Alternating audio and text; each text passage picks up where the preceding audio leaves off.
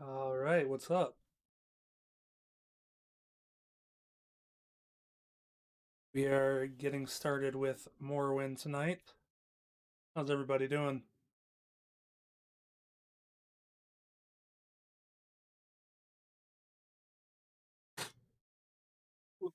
All right, so I've done a lot of planning to prepare for this. Yes, Liz, I am super excited for this too. This is the sound of me rubbing my hands together, and it's like a little fly. Hello, Mugs. Don't die of inside outness. So, Chu and everybody else who doesn't know what Morrowind is, it is The Elder Scrolls 3 Morrowind, the third one. Um, I gave up on Daggerfall because it became very not fun. So now we're gonna play this instead. It's different in a lot of ways, especially the fact that it's much easier to do mods, and there are many more years worth of mods that have been made for this game. This is also using new engine, its own open source engine, similar to Daggerfall Unity. This one is called OpenMW. It makes the game run not like hot trash. Um, Let me go ahead and unmute game here so we can hear some fancy schmancy title screen music there. So, like I said, I dropped off of Daggerfall, but we're going to be continuing the story a little bit. So, um, Hunko will just say succeeded in his mission and figured out what was up with Vengeance Ghost, exorcised that motherfucker, and eventually returned home. Now it's 10 years later, and we're going to be playing as Hunko's sister. Now, Liz and I were working out a story for this, so it turns out that Hunko is still really dumb because of his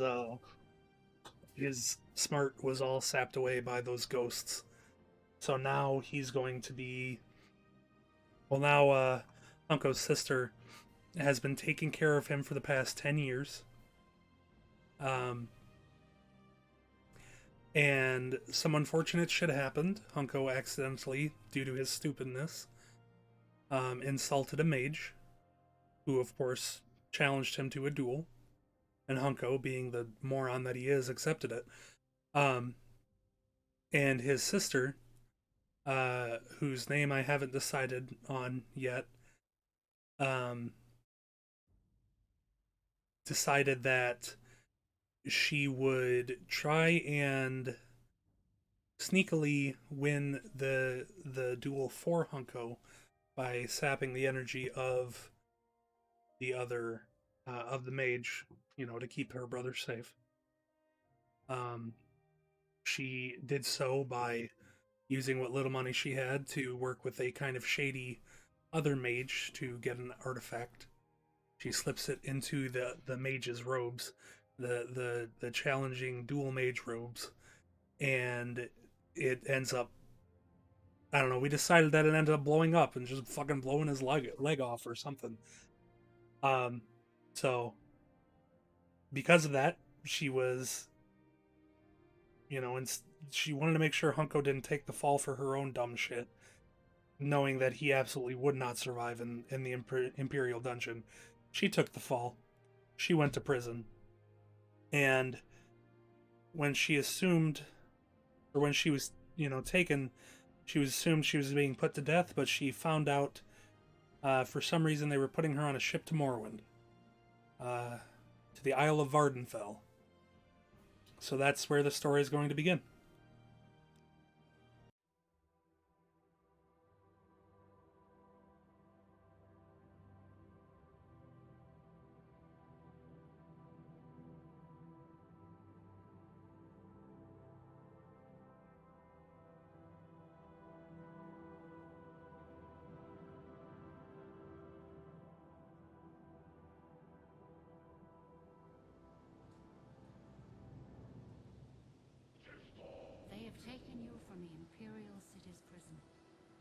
First by carriage. Thanks for the follow, Malifter.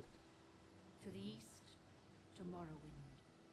Fear not, for I am watchful. You have been chosen.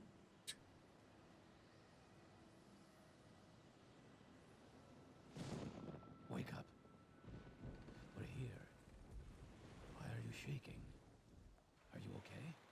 Wake up. Stand up. There you go. You were dreaming.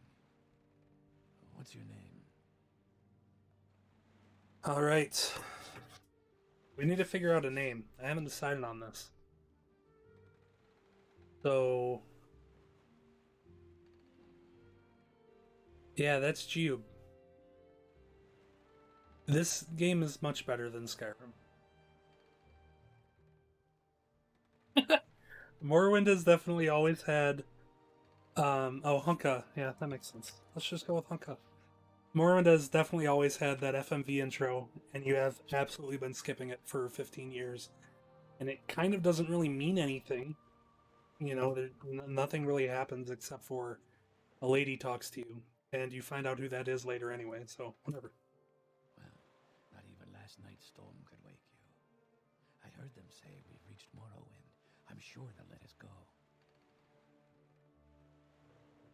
Quiet. Here comes the guard.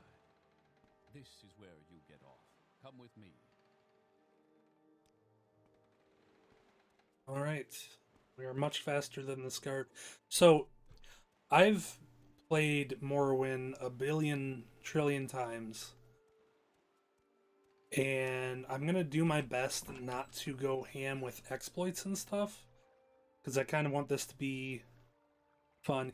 Yeah, you're gonna really love the animations in this game, Mugs. The animations are something else. This is where they want you. Head down to the dock and I'll show you to the census office. You finally arrived, but our records don't show from where. Where? Alright, so we're playing Hunko's sister, so of course she's a Nord.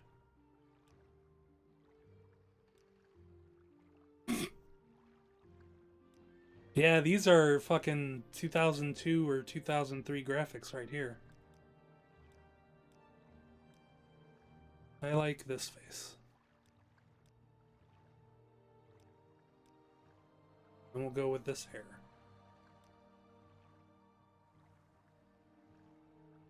So here we go. This is Hunka, sister to Hunko. Great. I'm sure you'll fit right in. Follow me up to the office and they'll finish your release.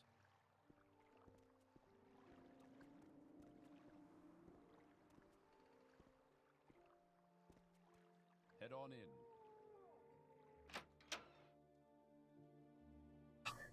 in. So this next sequence is probably the most iconic thing in the entire Elder Scrolls series. And I'm just going to shut up for a little bit. Yes, we've been expecting you.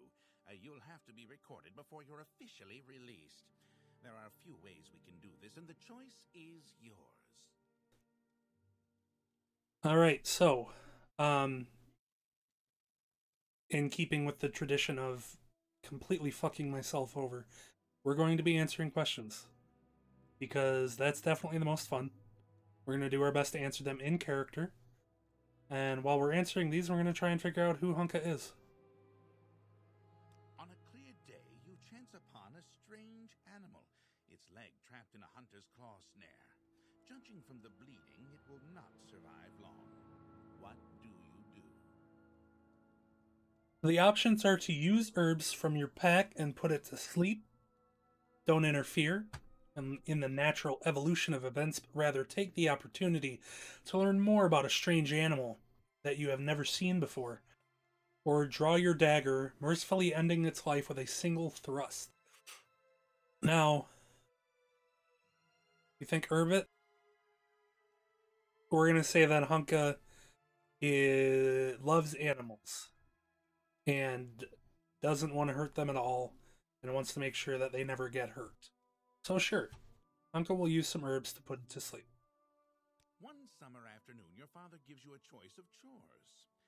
What would you rather do? So a choice of chores. Would we want to go catch fish in the stream using a net and line? Work in the forge with him casting iron for a new plow? Or gather herbs for your mother who is preparing dinner?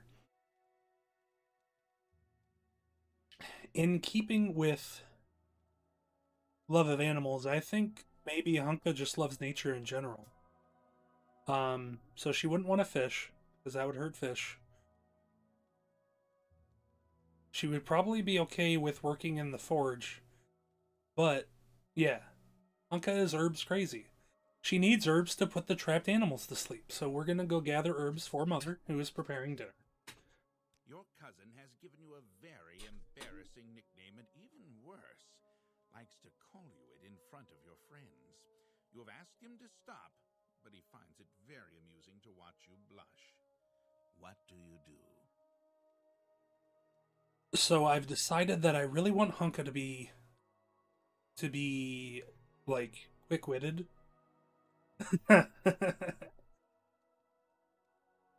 is really tempting, but I want Hunka to be quick-witted. So I think for her, making up a story that makes it a badge of honor. Oh hey, Addie J, thanks for the follow.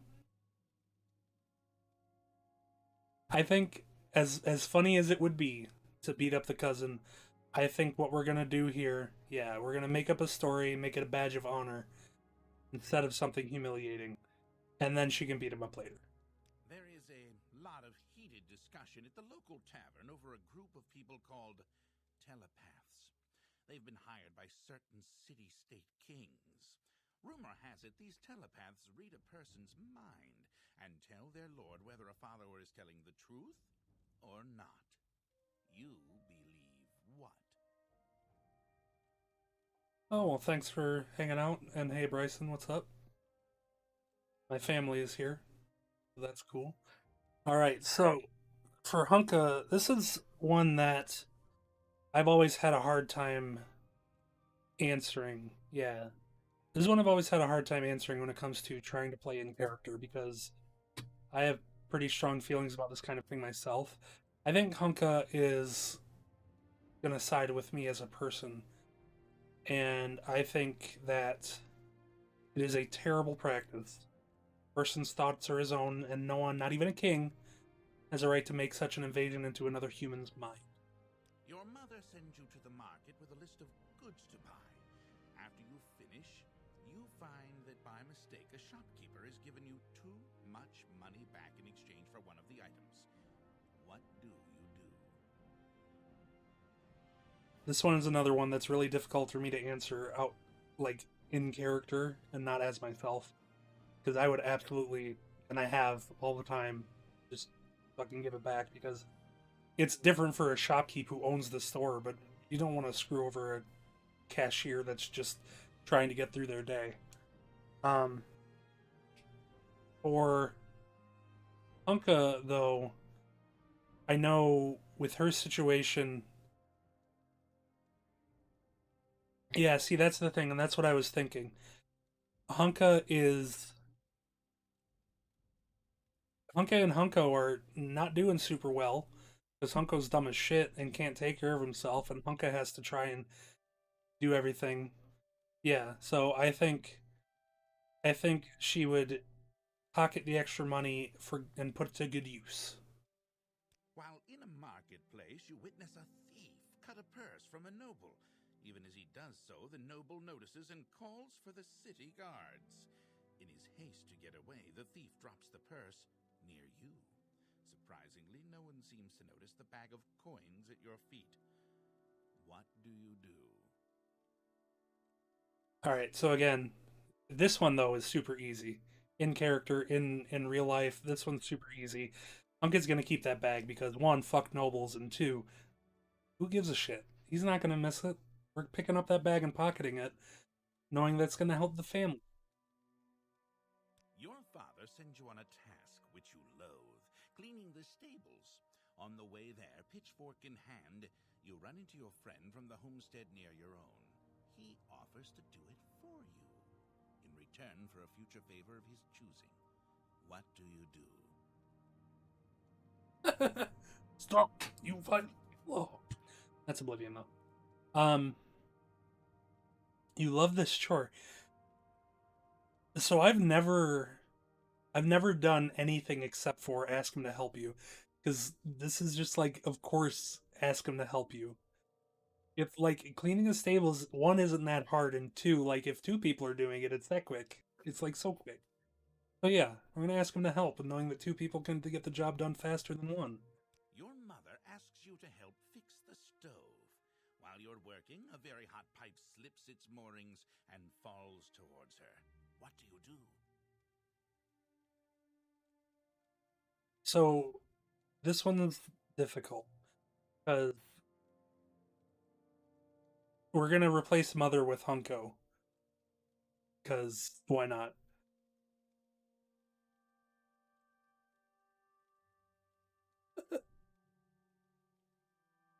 I think in the case of it falling at Hunko,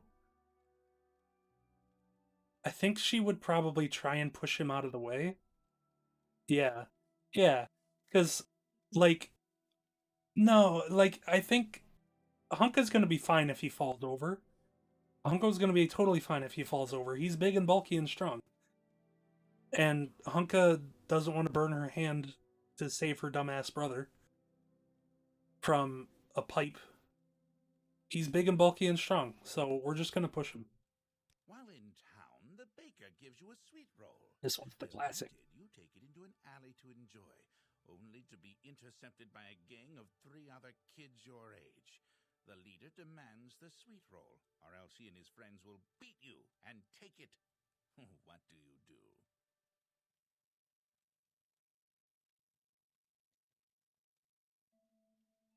Yeah, this is where it stems from. This is the original right here. Yeah, I agree, and that's exactly what I was gonna pick, Liz. She would absolutely just chuck that shit in the air and then sucker punch that motherfucker and go ham on all of them right then and there. Absolutely. Entering town, you find that you are witness to a very well-dressed man running from a crowd. He screams to you for help. The crowd behind him seems very angry. What do you do? You are absolutely correct, Mugs. So I think for this one, Hunka's not particularly a righteous person or anything. So, like, I think she would just not get involved in this. She's got better shit to do. So I think we're gonna go stand aside and allow the man and mob to pass, realizing it's probably best not to get involved. Yeah, exactly.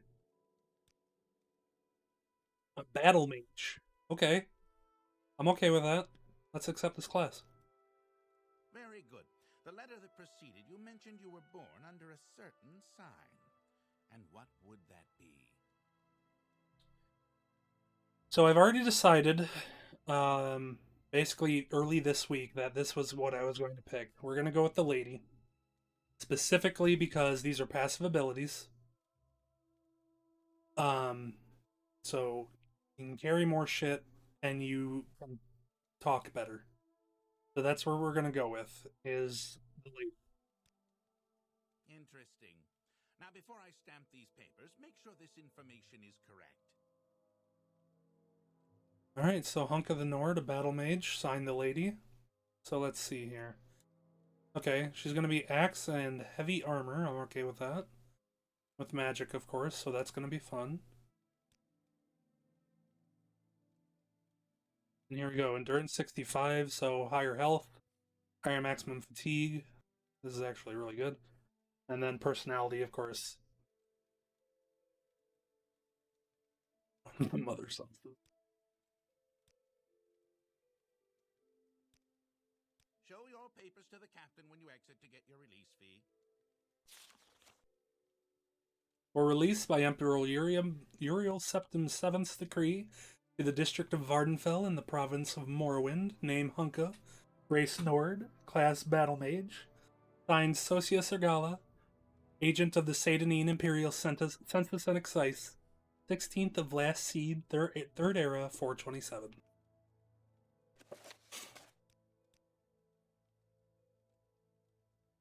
Ooh. So here she is. Here is Hunka. Tall and strong.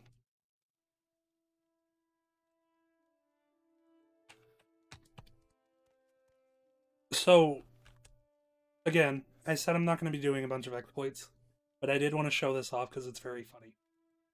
Until you get released from this area, like you're officially outside, you cannot get in legal trouble. So there's this platter here that's very worth a lot of money. And yes, there's a guard over there. However, you just pick it up, go in your inventory, put it down. Guard comes over.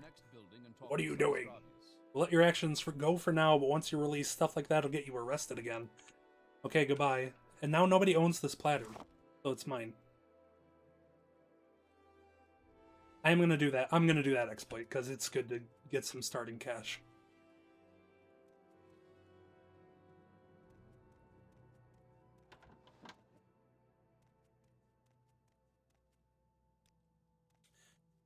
Alright, so I have...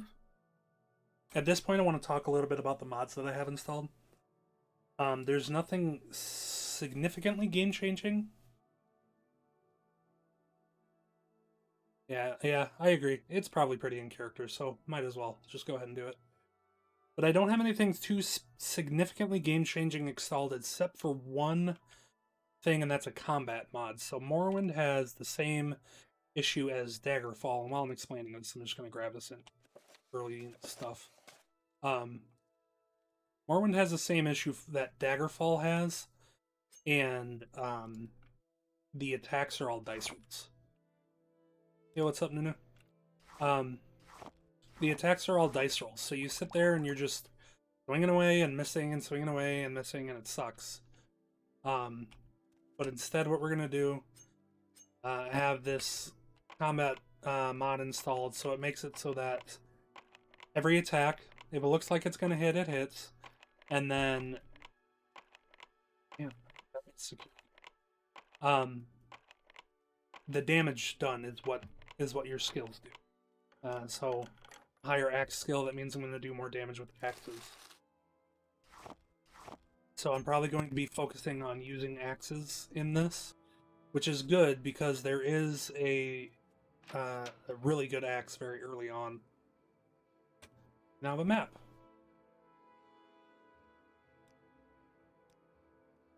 Mini-map.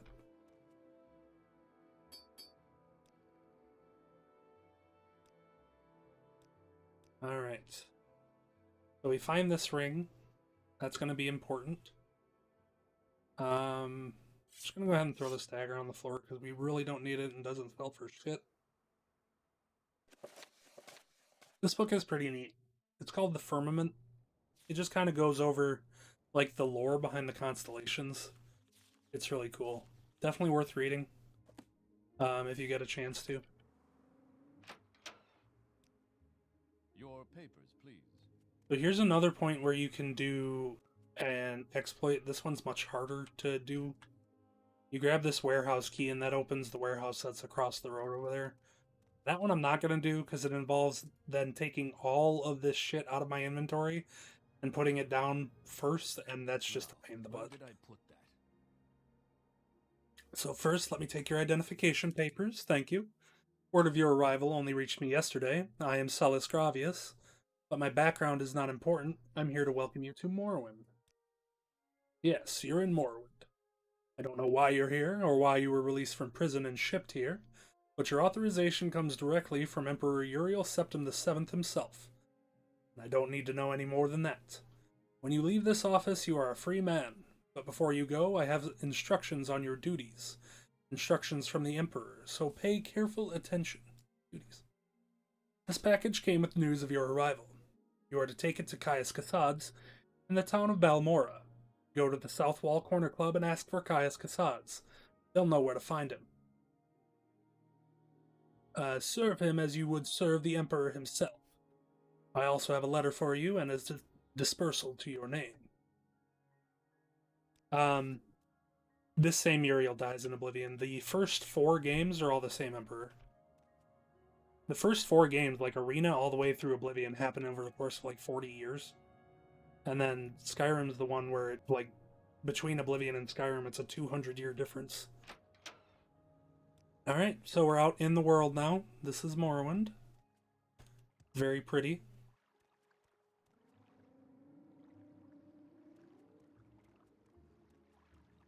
Oh man, you don't know how much I just smiled. This is a Silt Strider. And it is the thing making all those weird noises. I'm distracted by this Silt Strider. I need to show it off. So Morrowind is a land of mushrooms and bugs. It's weird. Yes, this is the baby. He is like your most common form of fast travel.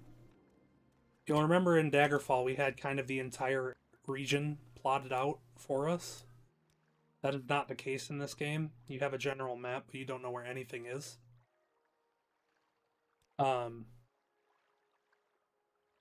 You start here in Seyda-Neen, and that's kind of all you have to go on. Go ahead and make this a little smaller. And make this smaller. You don't super need those very much. I'm going to make this bigger. So we can see a little more of Hunk. Make this so we can see. Alright, anyway. I am going to be jumping a lot in this game. From where do you hail? Because I'm going to be jumping a lot in this game because every time you jump, it increases your acrobatics, and by the time you're halfway through the game, you'll be leaping around like early era Superman. So let's go ahead and let's look at these here. Here's the directions. When given these directions in a package of documents, do not show them to anyone. Do not attempt to read the documents in the package. The package has been sealed and your tampering will be discovered and punished. Follow these directions. Proceed to the town of Balmora in Vardenfell district. Report to a man named Caius Cassades. He will be your superior and patron. You will follow his orders. His residence is not known, but ask at the corner club called South Wall. People there will know where to find Caius Cassades. When you report to Caius Cassades, deliver the package of documents to him and wait for further orders.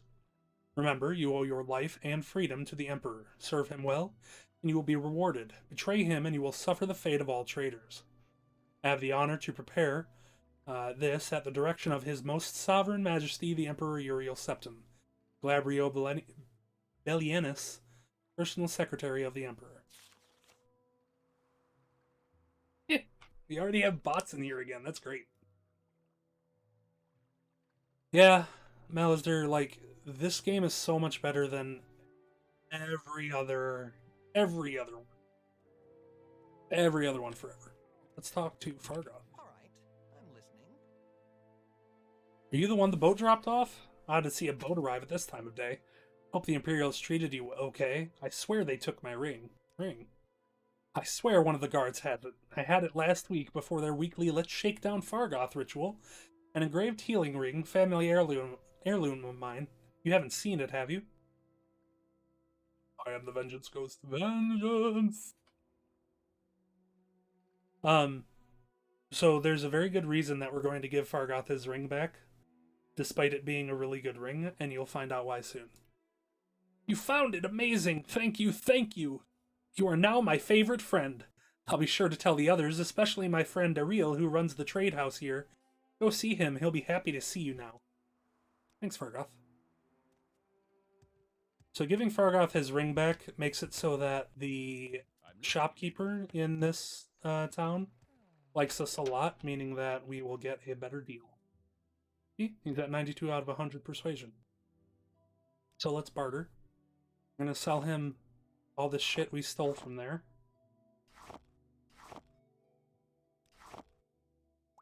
In the Flynn. So that gives us about 508 gold to work with, as well as this 118 here. She's going to be heavy armor and axes. Now, I don't need to pick up an axe from him, because after this we're going to go grab an axe that I know is hidden nearby. So we'll go with steel gauntlets, a steel right pauldron, one set of steel greaves. Let's see. An iron cuirass. Yeah, I agree. There's like... make him like this anymore, and it's really sad. So let's see, we're still good on money. Let's see. We're going to get...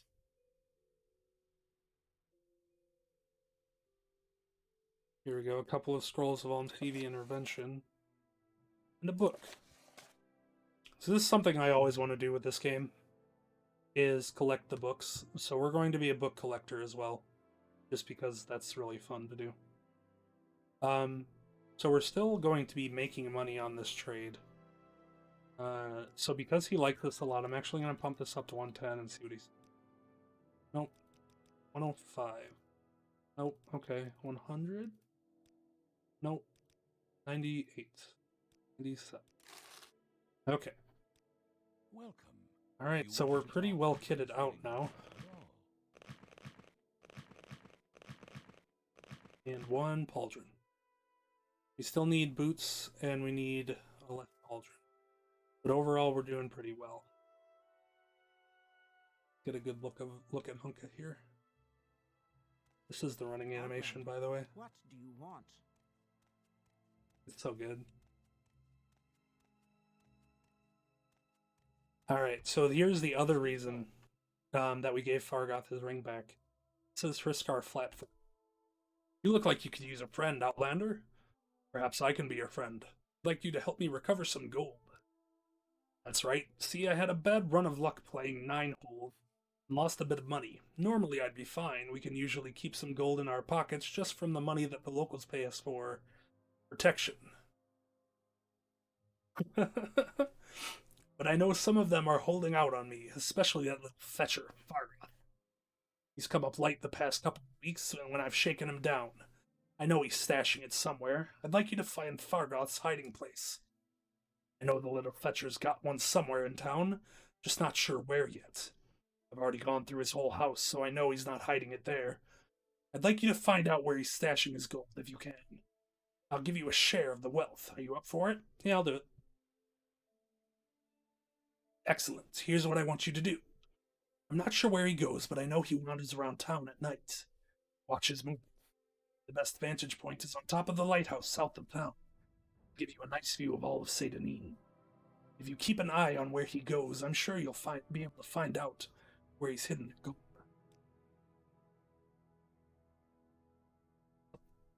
Alright, so now we're going to go find Fargoth's stash. What is this about? Shut up, I'm not talking to you. He said the best place was up on the lighthouse, so let's go to the lighthouse. Let's jump over to the lighthouse. Speaking of lighthouses, I said we were going to get an axe. As far as I know, this isn't mentioned anywhere. It's just kind of here. So if you climb up over here and jump down to... Oh, I fucked up. Hang on. Jumping is really hard in this game if your acrobatics are, like, bad. Just jump. There we go. And there's just a fucking magical axe in here. So now I have a magical axe.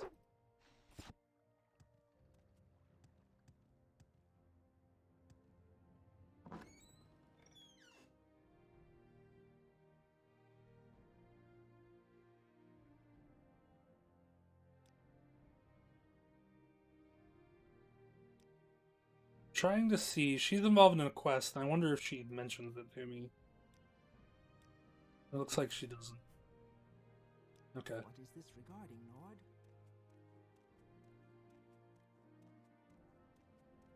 Whoa! I was looking at chat and fell down the stairs. Alright. So here's another thing, skill books. Sometimes you read a book and it just gives you skills. We're going to actually read that book a little bit later. So now we're up here on the lighthouse. Fargoth is over there somewhere, and what we're going to do is we're going to wait here until it's dark.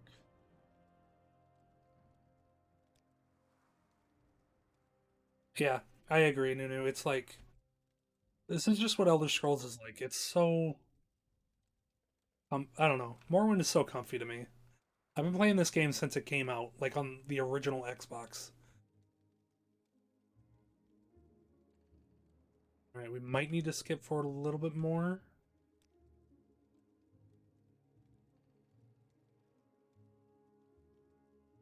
A little bit more.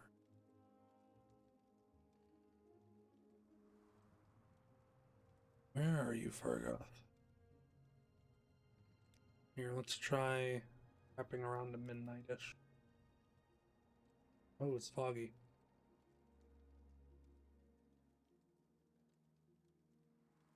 Well, no, I'm not resting. I'm just standing here. Is that him?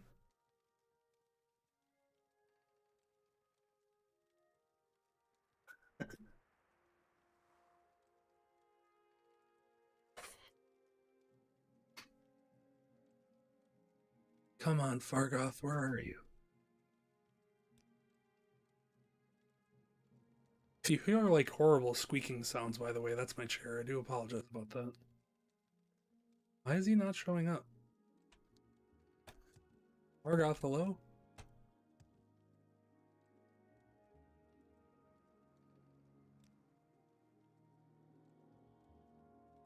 He's normally like just right there.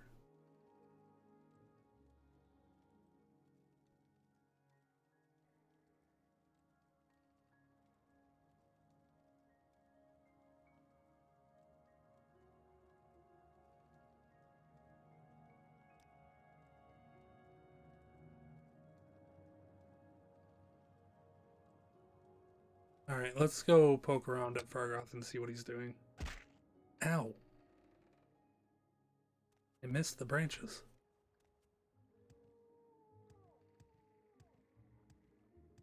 There he is. Shit. Gotta get back. Okay. See him sneaking? Let's hurry back to the top of the thing. Don't mind me, just jumping.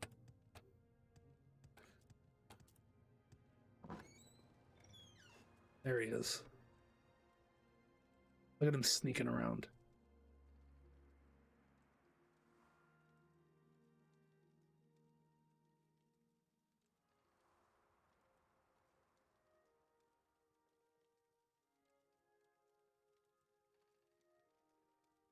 Where are you going, Fargoth? Where are you hiding your gold?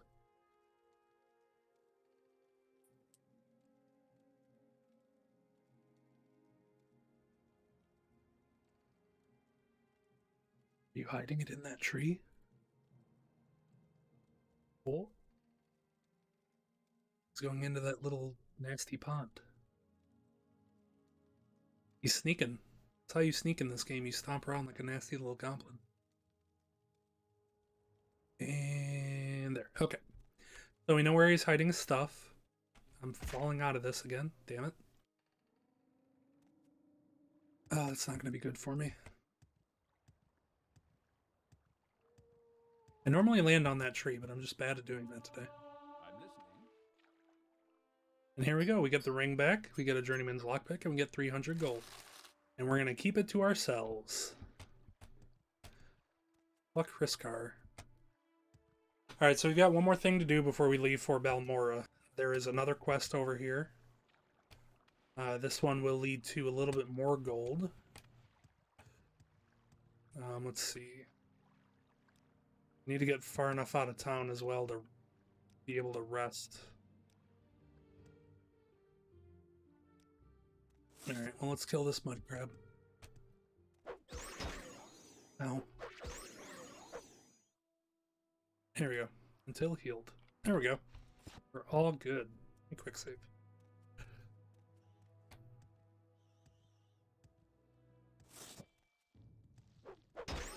Well, Hunka only attacks animals when she needs to survive.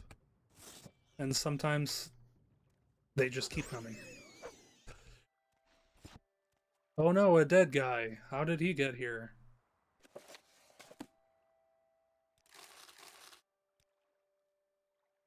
So this is Process Vitalis, the tax collector. Let's see. Ariel has paid. Draren Theralas has paid. Irene Lenham has paid. Indriel Rathrion has paid. Terroriz Gervain has paid, and Travir Vedrano has paid. Fargoth has not paid, Finemouth has not paid, Foreign, Bedonius Nucius, Eldafair have not paid. So now we get to go ask around about dead guy. Try and figure out who killed him. I already know the answer, but I think we're going to, like, talk to people.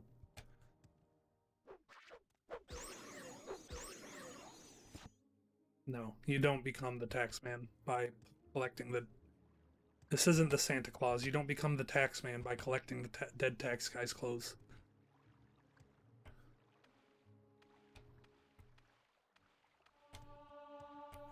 My acrobatics skill increased to 8. Hey, you there. Murderer Process Satellis. Found his body, huh? Well, it's up to you what to do with that information. I suppose that Socius Regala and the Census and Excise Office will be the would be the one to tell if that's your inclination. Okay. What do you want? Outlet. What do you want? So let's go tell the guy that the dude is dead.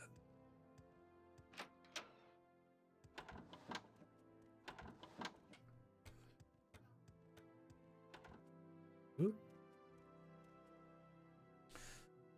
Murder of Process Vitellius. Murdered? What a waste. Processus was a good man. I had been wondering why he hadn't heard from him in a few days. Still, these are dangerous times we live in, and these sorts of things will happen. Did you happen to find the tax money he'd collected? I hate to be so callous, but I do have a job to do. Yep, he had 200 septims on his body. You did? How odd that he was murdered but not robbed. Your honesty is appreciated, I can tell you that, and I won't forget this, Hunka.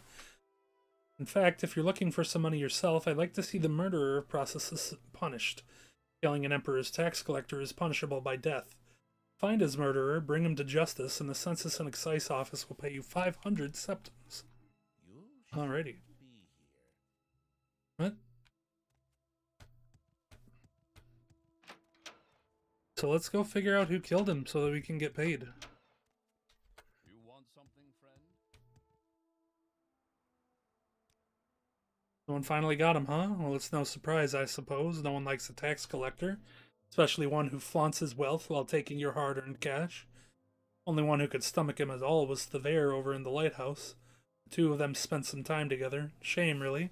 She seemed like a nice woman. I'm listening. Okay, let's go check on the lighthouse. And talk to the lady in there.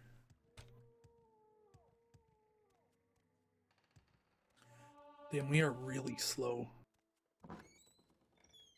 Hey, Thavere Vedrano. What do you want? Sure, Hunka, go ahead. Processus murdered? No! Tell me it's not so. He was the gentlest man I've ever met. He and I had become so close in the past few months. I don't know what I will do without him. I've only seen him get angry once or twice and never raised a hand to anyone. This is so sad. Well, not even angry, I suppose. I saw him arguing once with Foreign Gilneth about his taxes. He thought Processus had been levying too much and skimming off the top for himself. Ridiculous. Processus wouldn't have done such a thing, I'm sure of it. Please find out what happened, friend. And if you find out what became of Processus's ring, it would ease my heart. I gave him the ring many months ago, and it was near and dear to him.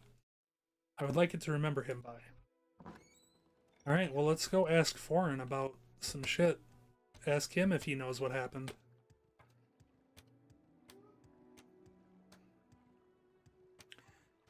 Hop over there.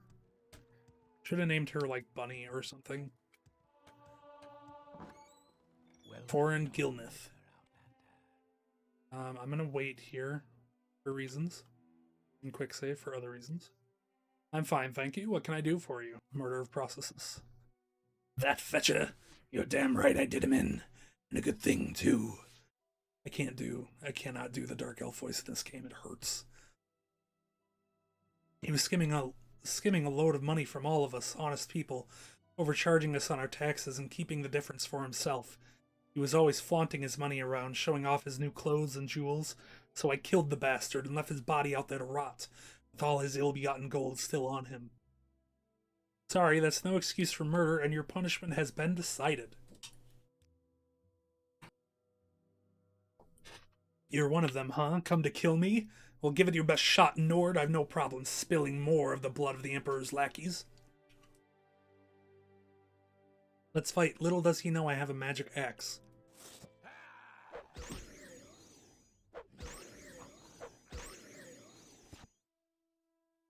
And he's dead. There's his ring. Oh, a book. Dance in the Fire, Chapter 6. Maybe we'll read that later.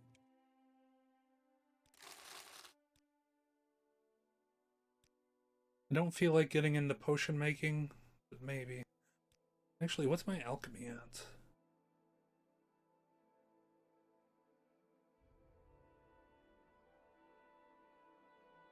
Okay, maybe we'll get into potion making at some point. Nothing else of value here, it looks like. Oh, this was another mod I got, this red. That means I'm going to steal. That didn't... Like, before, this game wouldn't tell you if you were stealing something, and it doesn't tell you if something is stolen. Which is fine. It's not like the later games. You don't need a fence or anything like that. You can sell stolen items to whoever you want. It's just not smart to sell them to the person you stole them from, because then they recognize that and call the guards. Alright, so let's go tell Socius Regala that we got that dude and get our money. And then we'll head for Balmora.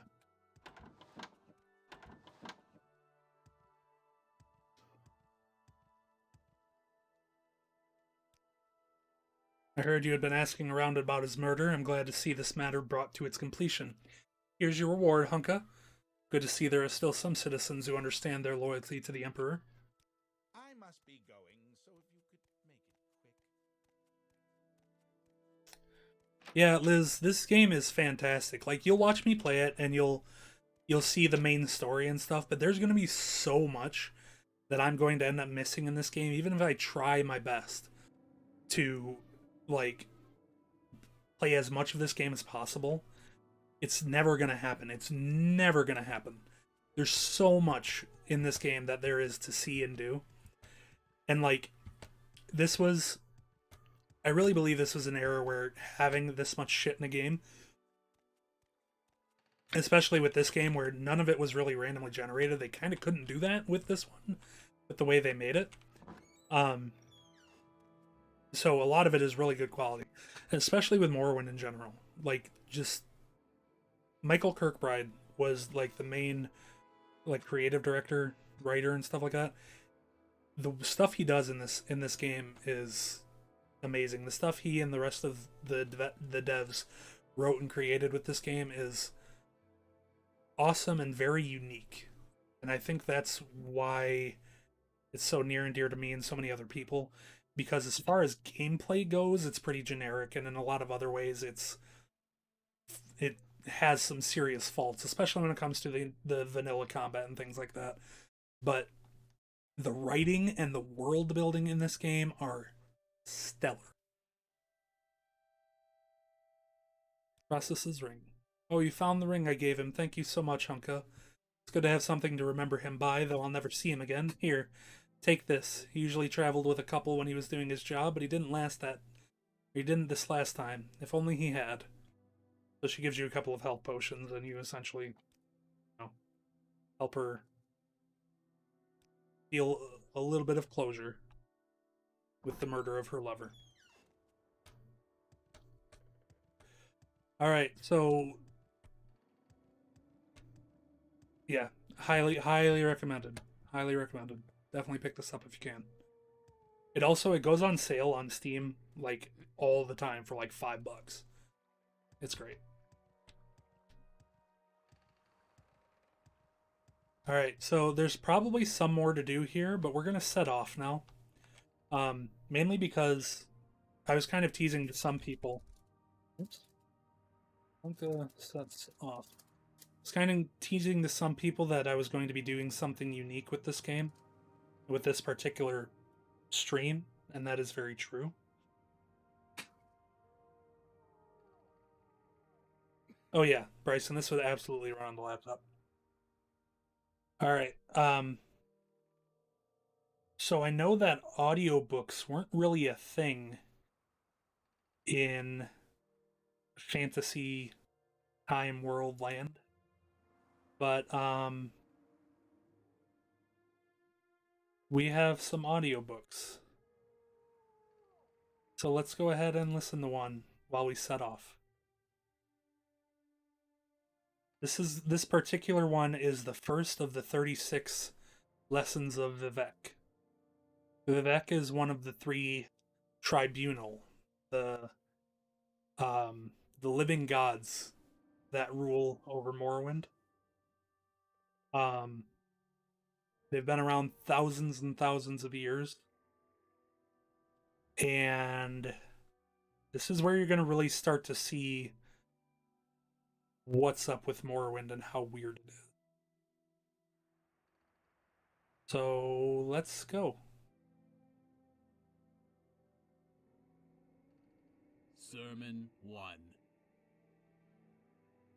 He was born in the ash among the Velothi and on Chimer before the war with the northern men. Iam came first to the village of the Nechemen, and her shadow was that of Boethia, who was the prince of plots, and things unknown and known would fold themselves around her until they were like stars or the messages of stars. Iam took a Necheman's wife and said, I am the face-snaked queen of the three-in-one. In you is an image and a 7-syllable spell. I am I, Seti, I, Vek, which you will repeat to it until mystery comes. Then Iam threw the Necheman's wife into the ocean water, where dregs took her into castles of glass and coral. They gifted the Necheman's wife with gills and milk fingers, changing her sex so that she might give birth to the image as an egg. There she stayed for 7 or 8 months. Then Set came to the Necheman's wife and said, I am the Clockwork King of the Three-in-One. In you is an egg of my brother-sister, who possesses invisible knowledge of words and swords, which you shall nurture until the Hortator comes. And Set then extended his hands, and multitudes of homunculi came forth, each like a glimmering rope through the water. And they raised the Necheman's wife back to the surface world and set her down on the shoals of Azura's coast. There she lay for 7 or 8 more months, caring for the egg knowledge by whispering to it the codes of Mephala and the prophecies of Veloth, and even the forbidden teachings of Trinimac. 7 Daedra came to her one night, and each one gave to the egg new motions that could be achieved by certain movements of the bones. These are called the Barons of Move Like This. Then an 8th Daedroth came, and he was a demi-prince called Fa Nuit Hen, or the multiplier of motions known. And Fa Nuit Hen said, Whom do you wait for? To which the Necheman's wife said, The Hortator. Go to the land of the Indoril in 3 months' time, for that is when war comes. I return now to haunt the warriors who fell, and still wonder why. But first, I show you this. Then the barons and the demi-prince joined together into a pillar of fighting styles terrible to behold, and they danced before the egg and its learning image. Look, little Vek, and find the face behind the splendor of my bladed carriage. For in it is delivered the unmixed conflict path, perfect in every way. What is its number? It is said the number is the number of birds that can nest in an ancient Tibrol tree, less 3 grams of honest work. But Vivek in his later years found a better one, and so gave this secret to his people. For I have crushed a world with my left hand, he will say. But in my right hand is how it could have won against me. Love is under my will only. The ending of the words is Om Sivi.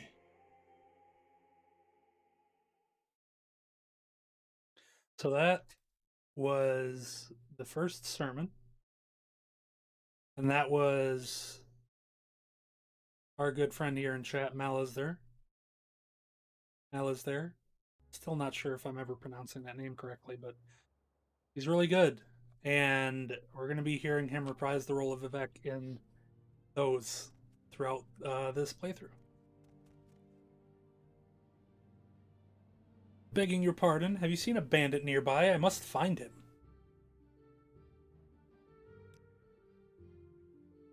Yes, I was just walking along here, minding my own business.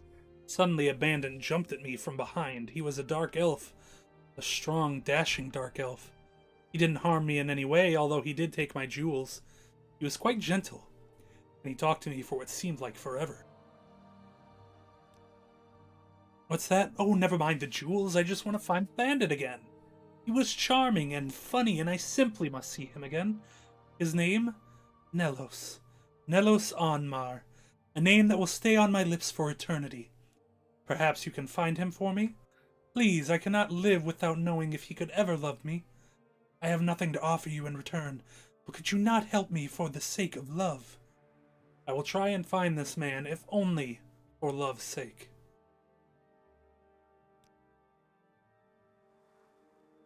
No spoilers, Bryson. You'll try? Thank you so. I'm sure you'll be able to find him. He mentioned something about having to head north, so I imagine he might be found in Pelagiad. Please, if you find him, give him this glove for me, as a token of my love. I'm certain he will want to find me again. Alright, so let's return to Pelagiad and do this small side quest, because it's really funny. And I simply cannot resist doing it, especially since Pelagiad is so close. Plus, backtracking a little bit will give us a little more time to listen to most of another book. Though this time it's not going to be a sermon. I think what we'll do is we'll listen to the Wraith's Wedding Dowry. And keeping those sermons as something that's a little bit special. And maybe there will be some other special books as we go along. But I also have a text-to-speech program that we're going to use to read some of the other books that aren't that important. I'm just going to hop over this hill. And I think the Wraith's Wedding Dowry is one of them, because it's kind of it's like a fun short story, but it's nothing super special or building. It's just kind of silly, and it'll be fun to have something to break up the monotony of just walking, because that is one downside of this game, is that there is a lot of walking, and it's not necessarily a downside for the game itself, but it's a bit of a downside when it comes to streaming, because at some point I'm not going to be able to just talk random bullshit while we're walking to the Ashlander camp again, which will be happening in like 15 hours, but it is, it's really nice as a way to, like, help you feel like you're in the world. From where do you hail, friend? That's something I always find myself doing when I'm playing RPGs. Because, like, fast travel is nice and all, but sometimes you just want to explore a little bit. Suffers wounds. Wealth beyond measure, Outlander. Hey, look, it's Nelos Anmar. What's your question, stranger? Can I help you find your way around Pelagiad? Nelos Anmar. I am Nelos. What do you want? Mori's glove. You have what? How odd. She was a lovely young woman, but what would she want with a rogue like me? She is beautiful, though, and seems sweet. For the first time in my life, I actually felt a little remorse for robbing someone. I should see her again. Here. Take this. Tell her you have a note from Nelos. I must see her again. I won't forget this, friend. Yes, tell her you have a note. I think she'll be happy with it.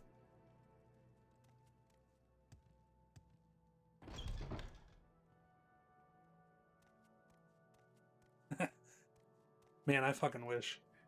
Bethesda should re-release this game and hire Malazar to do that, because that would be sick. Truly I was enchanted with you from the moment I saw you. I beg your forgiveness for my past transgressions. While I cannot imagine what a woman of your beauty and breeding would see in a rogue such as me, I thank the gods that you have sent for me.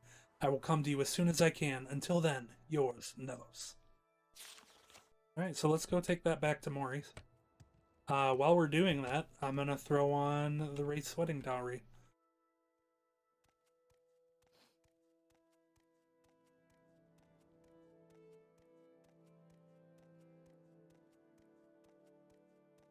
Yes, Outlander? The poets are right. There is something life-changing about being in love, said Kepkajna Grummanfang, sometimes called the Wraith. I haven't wanted to rob anyone, or anything in weeks. Why, the other day, I saw the door wide open at a wealthy merchant's house, but my mind was fully occupied with what I should wear on my wedding day. You have been out of the right society for very long now, frowned her friend Kargal approvingly. You never told me what happened to your first husband, you know, the one the shaman gave you? Torn apart by ash ghouls, smiled Kepkajna dreamily. It was rather sad-ish. But I know nothing like that would happen to Odwerg. No life of adventure for him. He's practically an Imperial. In fact, he is one. Did I tell you how we met? Hundreds of times, grumbled Kargal, reaching for his flagon. He was your jailer, and he refused you food, until you promised to marry him. Have you ever heard of anything so madly romantic in all your life? Sighed Kepkajna, and then grew serious. I was going to say that I hope my old friends will wish me well, but as old boss Riel used to say, there's no point in hoping for what cannot be. We'll leave with the Imperial Knights for Balmora immediately after the wedding, but as long as we're in Dagonfell, the gang will find some way of disrupting my love life, and bring me back to the light. I know it. Alright, let's pause real quick and deliver this note. I must find that bandit. I believe he's been in Pelagiad. Perhaps he'll come back to find me, though. Note from Nelos. He gave you a letter to give me. Wonderful. Thank you so. I knew that he cared. You know, you didn't have to do all of this for me, and I really appreciate it. You're clearly a wonderful person. You should visit my friend Bernard Airley in Tel Brenora. He's a wonderful person, and I think the two of you will get along famously. Alright, let's continue our trek to Balmora. I'll go ahead and resume the book. The days approached towards the Wraith's wedding day. There was certainly something sinister in the air that Kepkajna could smell when she was not transported by heady bliss. Dark figures seemed to shift in the shadows and disappear when approached. She recognized the clothing of some beggars near Wadworg's cottage's costumes, but the mendicants hurried away before she could recognize which of her old gang was stalking her. But these moments of apprehension were few. Kepkajna was truly happy, making arrangements for the ceremony to be performed at the very dungeon where Wadworg had imprisoned her. Her father was long since dead, another victim of the Ash Ghouls, but her fiancé's commander volunteered to act in his behalf. Of course, Kepkajna had to supply her own dowry. She spent every last mark of her savings of ill-gotten gain to buy her beloved a truly wonderful present. The wedding was set for the stroke of midnight, as is Orc tradition. The handmaidens, wives of imperial officers, were busily sewing her into her gown of red velvet and fine gold filigree in the mid-morning. Dalsetta, one of the handmaidens, remarked that she had heard that Kepkajna had bought Wadworg a truly beautiful gift for her dowry. Let me show it to you, Kepkajna giggled, dashing from the room half-dressed to her hidden alcove. The present had been stolen.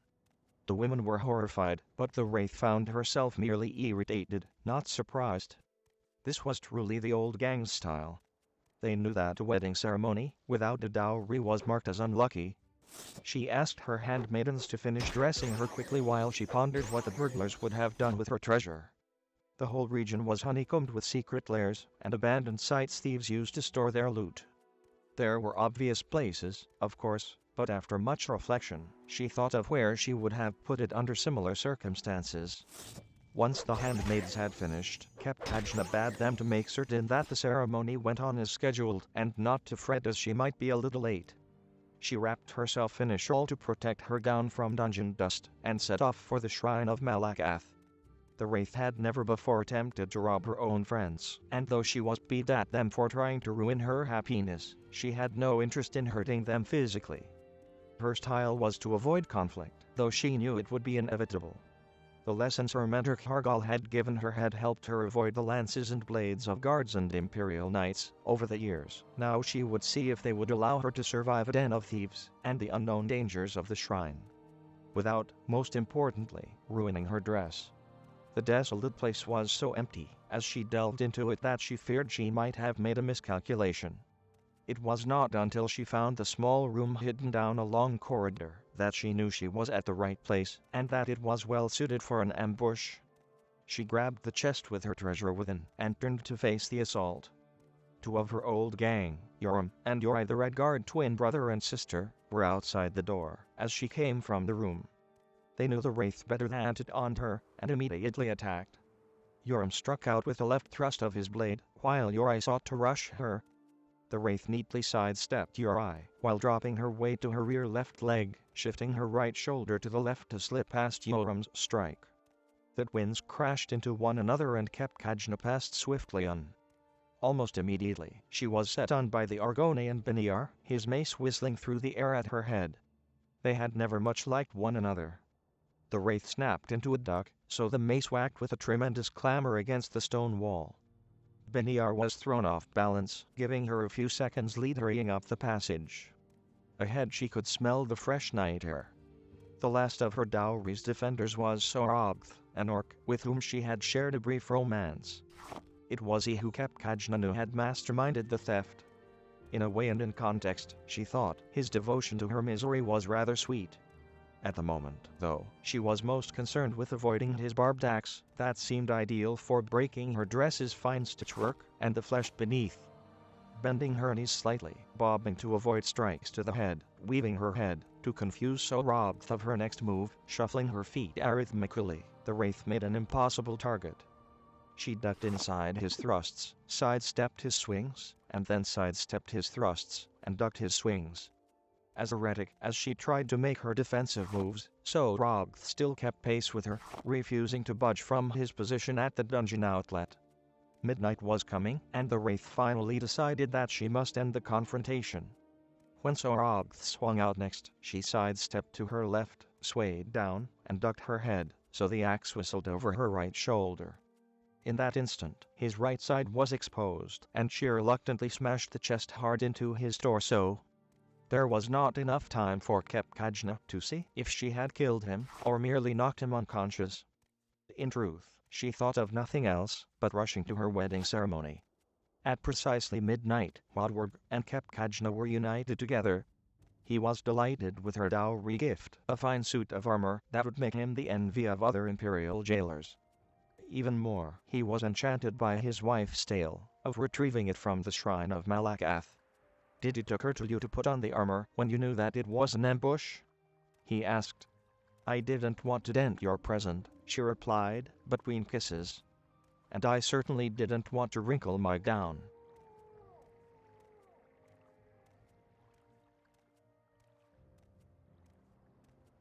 Her hap penis, yes. So here we are in Balmora. Start running again.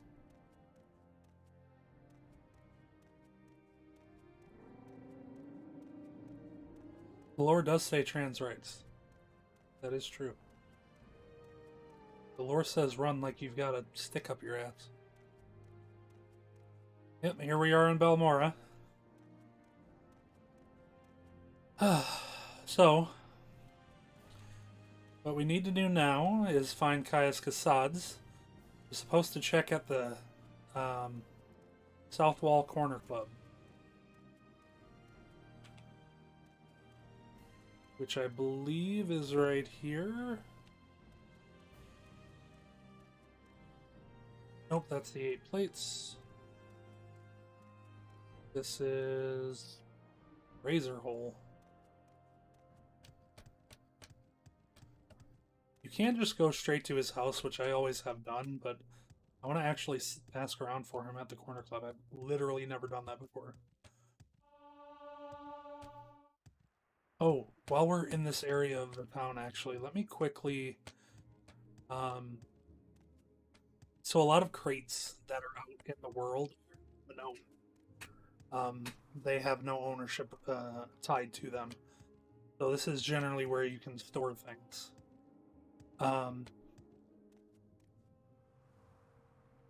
So this one has the least shit in it. Put these eggs in. Take this money. So this crate here in front of the pawn shop is going to be our storage. So let's stick our books in here.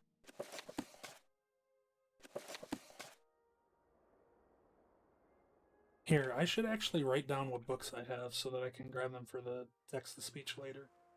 Let me do that super quick. We have Dance of Fire, Chapter 6. We have Lives of the Saints. We have the...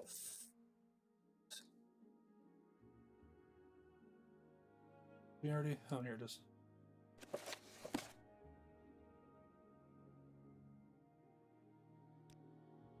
Alright, so let's go find the South Wall Corner Club. See, there's a Silt Strider. I could have just taken the Silt Strider from Saint Denis into Balmora, but it's less fun. That's so much less fun. It's the Morag Town Council Club. Oh, I have not saved, actually. Let me do that real quick. Oh, I did save. I saved before we left, but we're going to save again. Honka hits Balmora. Thanks for the update on that, by the way.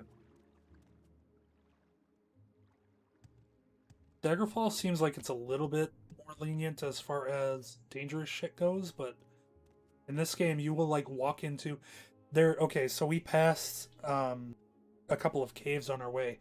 Some of those are tombs that have ghosts that will just absolutely obliterate you. And OpenMW does, I think, but I always forget about it, so yeah. Saving is definitely good. Are you new here? Yes, I am new here. Caius Cassades? That old sugar tooth? I'm not sure where he's living now, but ask Bacola Kloskius, the owner. He'll know. Okay. Hello. Arathor. I don't know if I can help you, but Sugar Lips Abasi. So I think this is kind of a drug den. I'm listening.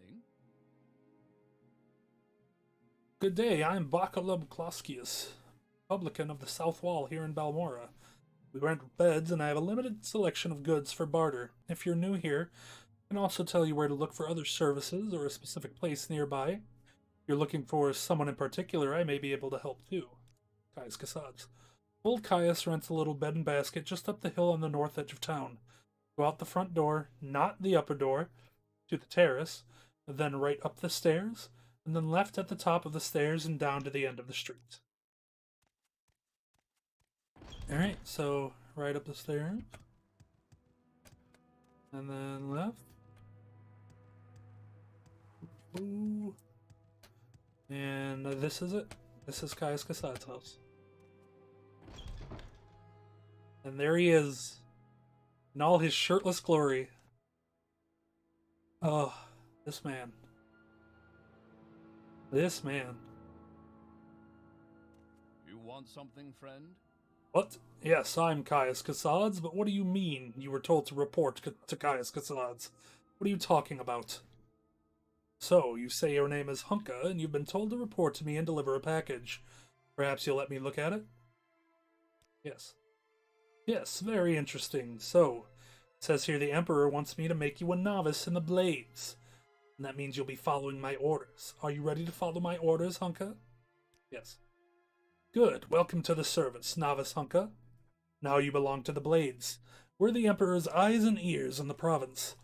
You can use my bed if you need to rest, but leave my personal stuff alone unless I say otherwise. If you like, you can improve your modest skills with our Blades trainers now.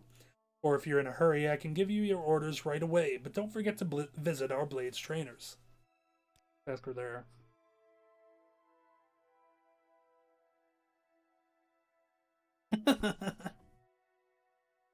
Fucking Theo, I wish so badly to play this game in VR. There is a VR mod, but it just doesn't work super well. These Blades agents offer training, not free, of course, but cheap for a fellow agent. Look for Rithleen, Tir Malin, and Nine Toes here in Balmora. In Caldera, see Serane, Lirane, and in Aldrune, see Gildan. Siorvar Horsemouth lives in a hut west of Aldrune. And alone, the scout can be found in Ariel's trade house in Seydanin. We've been there. Nine Toes.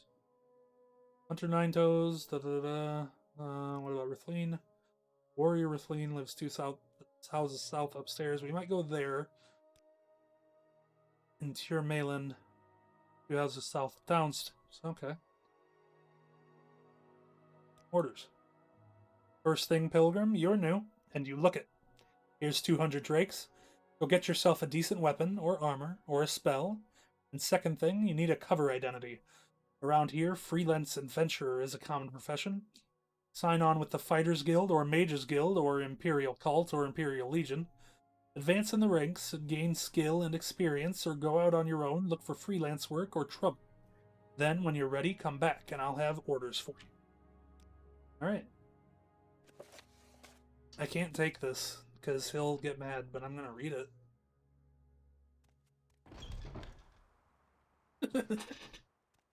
Alright, so we need to sign up with a guild.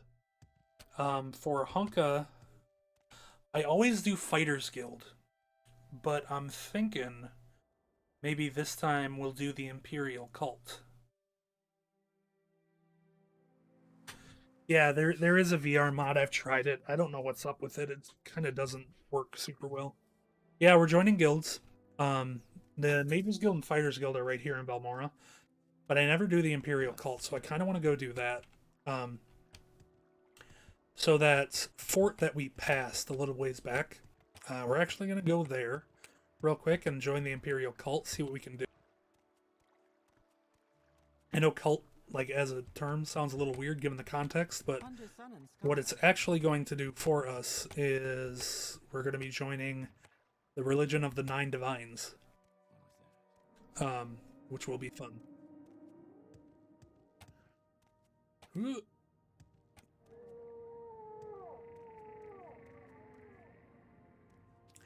I want nothing more than to just be in VR and like stand right here and look up at a Silt Strider.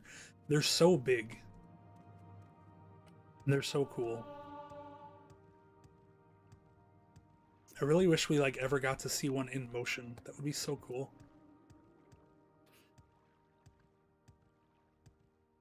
Alright, so we're heading towards Moonmoth Legion Fort. This is usually where you get sent if you end up in jail in this region. You're sent to the court over here. I really need to get something to do with, like, fix my speed, because it's really low. Like, 40... Oh, hey, Astron Circle. Yeah, this game is great. We're really early in right now. But, it just gets better and better as time goes on.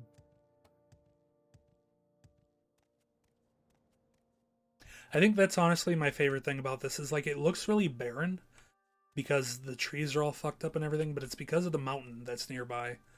Like if you look at this is a volcano that spews ash all over the place constantly. So like there will be times where we're in an ash storm, which is especially cool when you're in Aldrune. There will be other times where, you know, eventually we're going to be going there. Yes. Plus, that's why it's kind of a little inconsistent, but that's why all the male Dark Elves have such a raspy voice. It's because of the ash. But, like, literally nobody else that lives in this area has a raspy voice, which is just kind of funny. Can I ask you about the cult? I can't. Okay. I'm pretty sure you can join the cult here. Legion. Seen any elves? Seen any elves?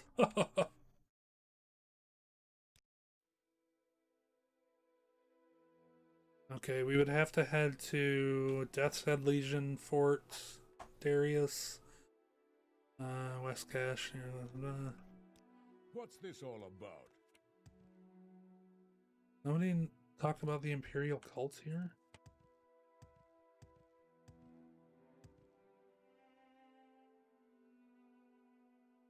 Yes, what is it? Oh, you know what? I think I know where I have to go. It should be somewhere in here, right? Yeah, here we go. Welcome. Can I tell you about the Imperial cult? We invite you to become a lay member. The missionary arm of the Great Faiths, the Imperial cult brings divine inspiration and consolation to the Empire's remote provinces. We accept all citizens of good character and earnest faith. We ask only a one-time pledge of 50 drakes to aid us in our good works. Thereafter, the only cost of membership comes with when you use a healing altar. Modest and nominal fees which help us in our mission to bring the words and blessings of the Nine to those less fortunate than ourselves. Do you wish to join the Imperial cult? So this is Catholics. We're going to become Catholic.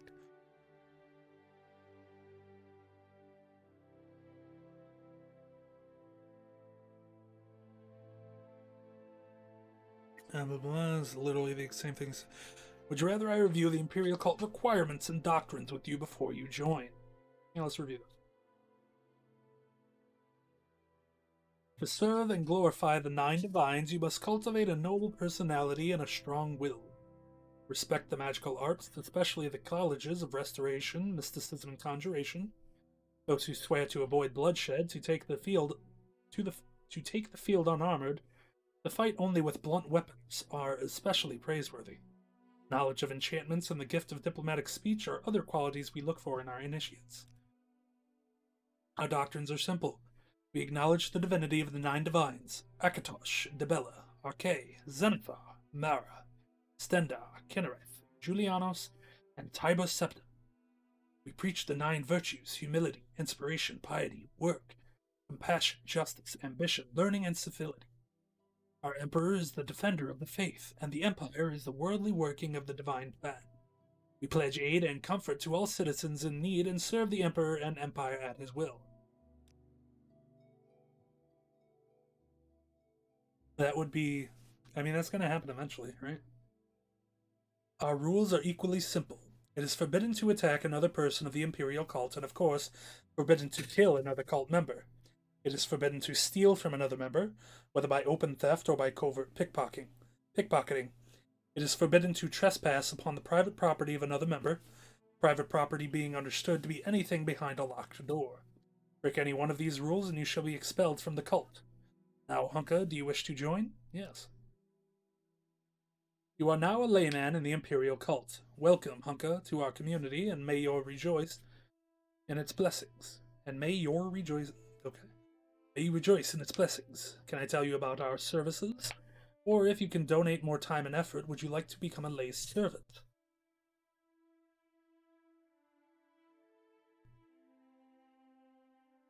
Let's learn a bit about, hey Rusty. Let's learn a bit about, some gods, yeah? Akatosh is the ultimate god of the Cyrodiilic Empire, where he embodies the quality of endurance, invincibility, and everlasting legitimacy. Arkay, god of the cycle of life and death, is the deity associated with burials and funeral rites, and is responsible for the progression of the seasons. His priests are staunch opponents of necromancy and all forms of the undead. Dibella, the goddess of beauty, is the most popular god of the 9 Divines. In Cyrodiil, she has nearly a dozen different cults, some devoted to women, some to artists and aesthetics, and others to erotic instruction.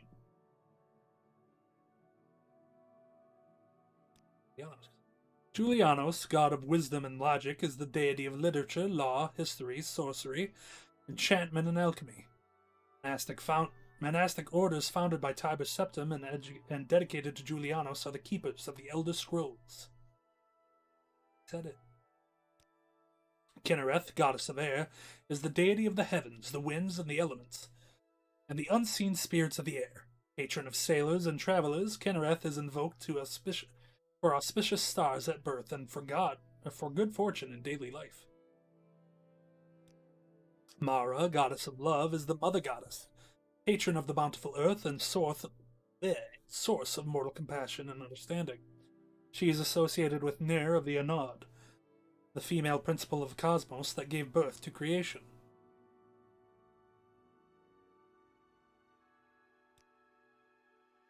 Stendarr, god of justice and mercy, is the patron of righteous might and merciful forbearance. He is the inspiration of magistrates and rulers, the patrons of the imperial legions, and the comfort of the law-abiding citizen. Zenithar, trader god and patron of work and commerce, is the deity of wealth, labor, commerce, and communication. My accent is going all over the place. His priests have shown to the... Ugh. Damn. Malister, I don't know how you do this shit. It is hard. His priests have shown that the way to peace and prosperity is through earnest work and honest profit, though not through war and bloodshed. In his aspect of Ysmir, Dragon of the North, Tiber Septim is also invoked as the patron of questing heroes. For those who have played Skyrim, Tiber Septim is also known as Tel.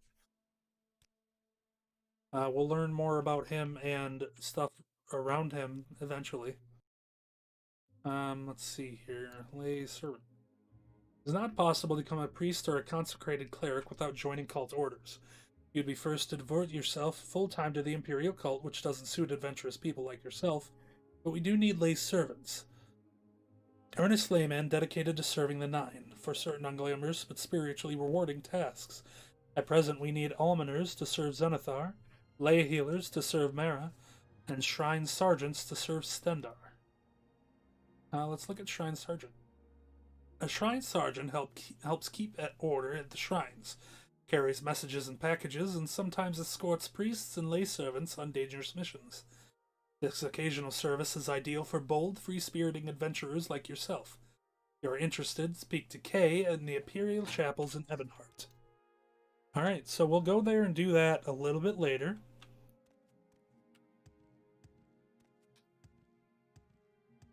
We'll go there and do that a little bit later, but for now, we've met the qualifications to continue the main story with Caius. So we're going to go do that. And we're going to have some fun in a dungeon pretty soon here. Spoilers. Dungeons in this game. So let's hop our way back to Balmora and do it in the most Elder Scrolls way possible and try and go directly over this hill.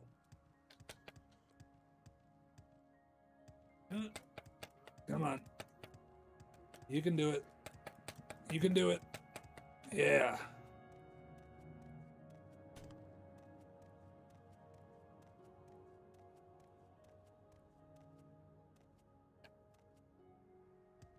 Damn, I cannot believe I have already been streaming this for an hour and a half. It feels like it's been like 10 minutes. Alright, Caius. Ready for orders? Good. Go talk to Hasfat Antabalis at the Balmora Fighters Guild. Ask him what he knows about the Nerevarine secret cult and the Sixth House secret cult. You'll have to do him a favor first, probably an ugly favor, but do it. And then get the information from Antabalis and report back to me. By the way, Hasfat is a student of Morrowind history. Take the chance to get a little education. And I have a few history books in here. Help yourself. You're welcome to them. No point in being a part of history if you're too ignorant to understand it. Where are the history books, dude? I guess this one? Count by the Imperial scholar Agrippa Fundilius, based on various Imperial and Dunmer sources and written for Western readers. How long is this? Oh, this is really short. Let's read this. It's like fucking 4 pages. The War of the First Council was a first-stage religious conflict between the secular Dunmer houses Dwemer and Dagoth, and the orthodox Dunmer houses Indoril, Redoran, Dress, Lalu, and Telvanni. Dunmer are the Dark Elves. I did not pick up a dungeon music mod, so we're using the normal dungeon music. The First Council was the first pan-Dunmer governing body, which collapsed over disputes about sorceries and enchantments practiced by the Dwemer and declared profane by the other houses. The secular houses, less numerous but politically and magically more advanced, and aided by Nord and Orc clans drawn by promise of land and booty, initially campaigned with great success in the north of Morrowind, and occupied much of the land now comprising Redoran, Vardenfell, and Telvanni district. The Orthodox houses, widely dispersed and poorly organized, suffered defeat after defeat until Nerevar was made general of all house troops and levies. Nerevar secured the aid of a nomad barbarian tribesman and contrived to force a major battle at the secular stronghold of Red Mountain on Vardenfell.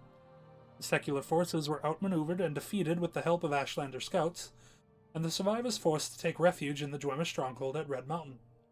After a brief siege, treason permitted Nerevar and his troops to enter the stronghold, where the secular leaders were slain and Nerevar mortally wounded. General slaughter followed, and houses Dwemer and Dagoth were exterminated. Nerevar died shortly thereafter of his wounds.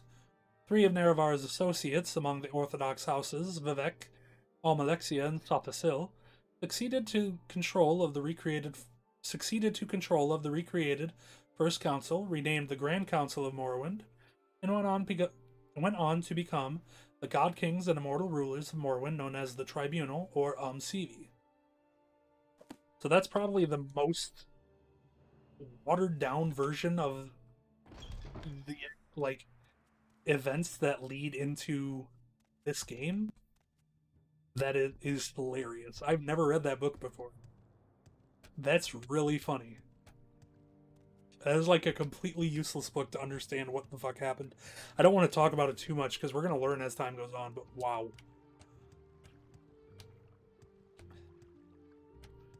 Alright, so the Fighters Guild's right up here. It is pretty useful knowledge. He's in the basement, so let's go in downstairs. Ooh. Can you Ooh. ask your question quickly?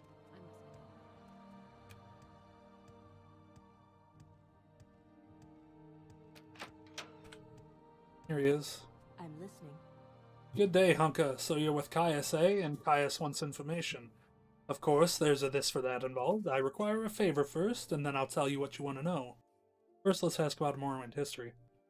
I won't bore you with blathering about history, that's what Caius is for, but if you're really interested, try On Morrowind, the Imperial Province, by Aramanwe of Sunhold. I have an extra copy you can have. What an adventurer like you really needs is a sense of current events. Who hates who? Where's trouble brewing? That's where opportunity lies for an outlander like you. The great houses hate each other. Theft, murder, assassination, secret raids, standard stuff. The Temple is trying to kill off a rebellious faction called the Dissident Priests. Ashlander nomads raid each other, attack traders and pilgrims. A secret cult is killing off Imperial citizens. All bad enough. The real problem, though, is the Blight. Monsters and diseases. The natives say it comes from Red Mountain. It's been a local problem for years, but lately it's gotten badly out of control. Alright, what's your favor? There are Dwemer ruins nearby named Ogthang. I need you to run over there and find me a little cube with a circular design and some symbols on one side. It's called a Dwemer puzzle box. Bring me back the Dwemer puzzle box and I'll tell you what you want to know. The little cube I'm looking for is about the size of a fist, maybe a little bigger. It will be made of a coppery metal, with a circular design and symbols on one side and some lined marks on the other sides. That's all I want, that little cube. Speak freely, friend. Speak freely, friend. Alright, so now we're going to go to Arkthanged, however you say it. We're going to do the first dungeon. Hooray! Alright, I'm listening. It is thankfully not very far away. So, what I think I'm going to do, because he just gave us another book. This one, right? How long is this? Yeah, let's throw this on the old iPod while we're heading over there. It'll take me just a second.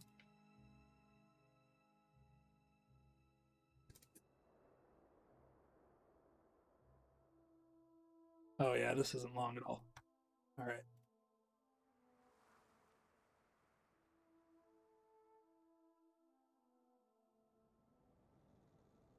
After the conquest of Hammerfell, Imperial legions massed along the northeastern borders of Cyrodiil, and invasion fleets prepared in Skyrim. Initially, though the Imperial legions and navy were widely considered undefeatable, House Indoril and the Temple hierarchy proposed to resist to the death. Redoran and Draze stood by Indoril, with Telvanni remaining neutral. Lyalu proposed accommodation.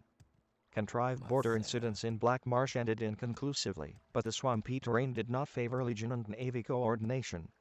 Against the legions massed west of Silgrad Tower and Cragen Moor, and the legions west of Blacklight and Cormaris View, Morrowind had pitifully small militias stiffened by small companies of Redoran mercenaries, and elite units of House Nobles and Temple Ordinators and Armigers.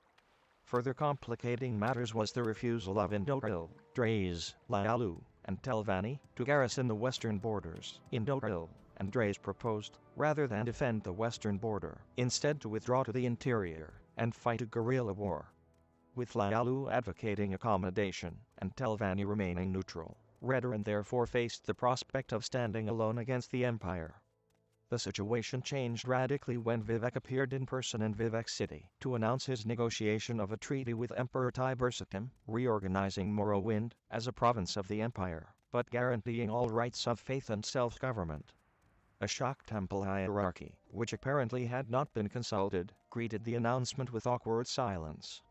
Indoril swore they would resist to the death with the loyal support of Draze, while Redoran, grateful for a graceful excuse to avoid facing the legions unsupported, joined with Lyalu in welcoming the agreement. Telvanni, seeing which way the wind blew, joined with Lyalu and Redoran in supporting the treaty.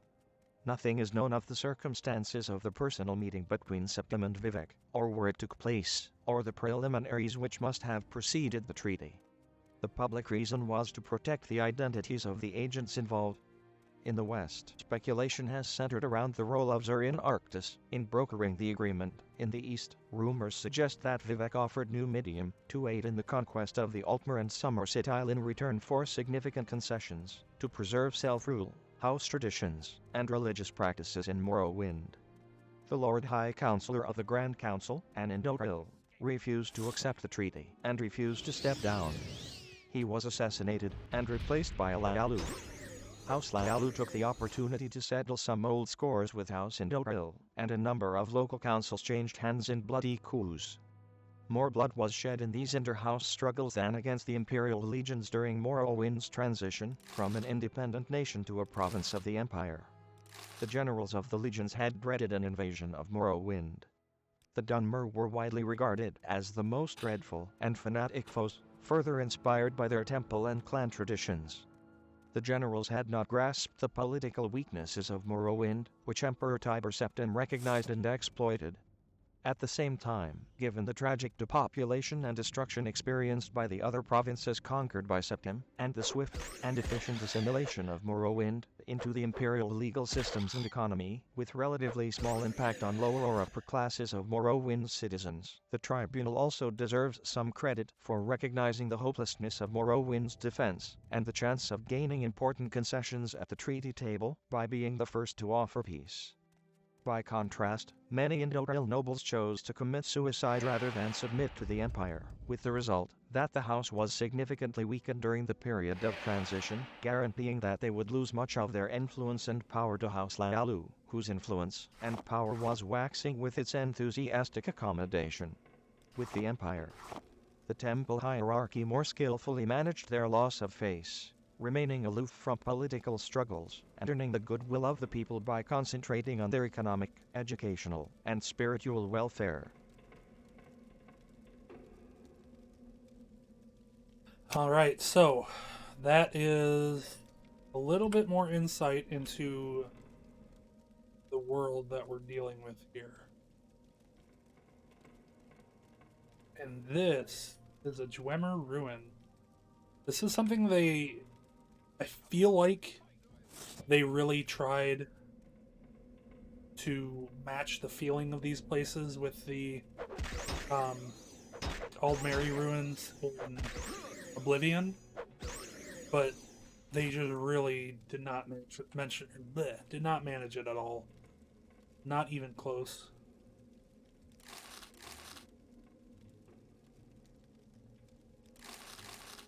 There's something real special about these places and how weird and chunky and clunky they are.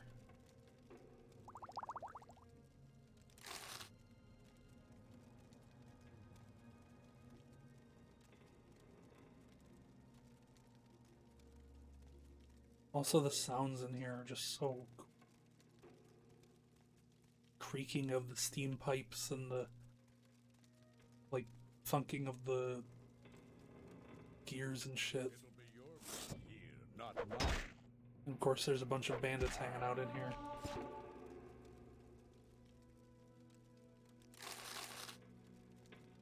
Pretty poorly kitted out too. There's a lot of money to be made here as well, but the shit you carry around is heavy as fuck.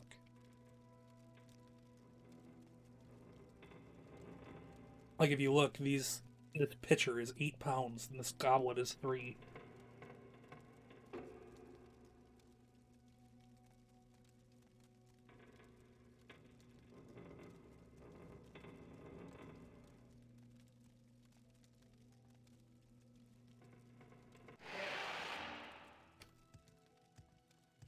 I don't remember exactly how difficult this area gets.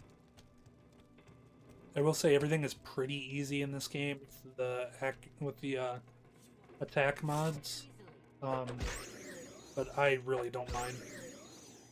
For me, I'm more interested in exploring the world with you guys and like sharing this game that means so much to me to other people.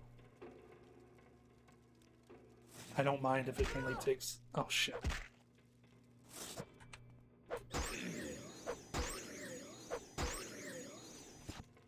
Okay, so we're gonna ignore that.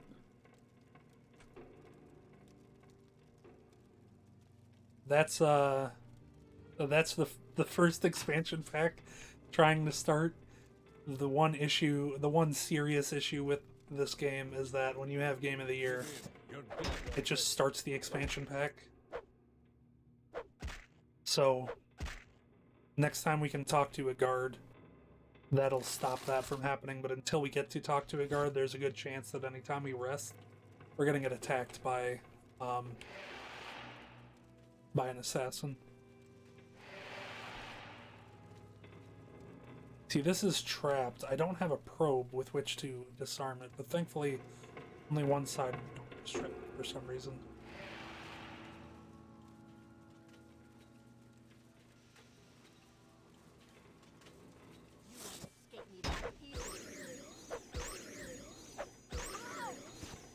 Also, I think this is the only Elder Scrolls game that has spears?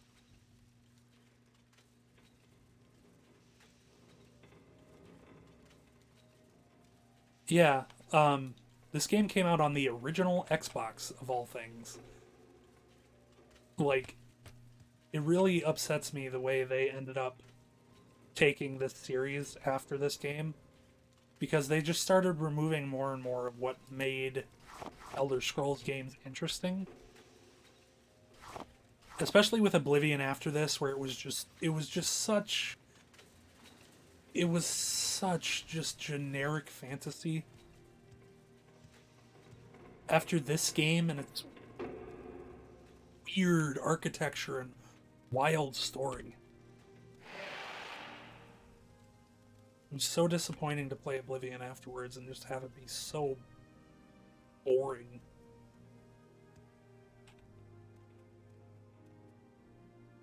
So I think we're back in the starting area. Let me see. Should be able to just get up here.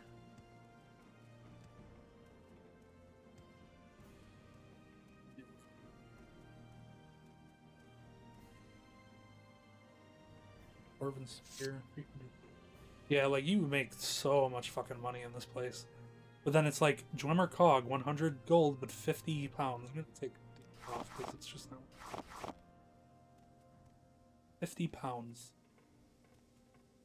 Ridiculous. Oh, my torch ran out.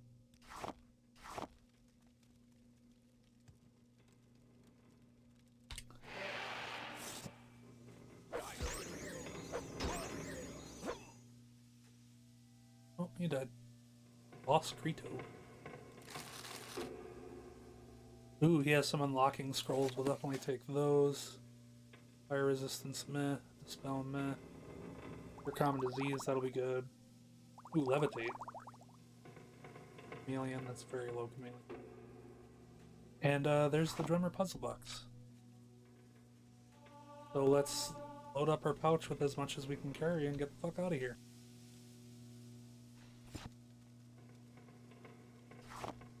Take the goblets.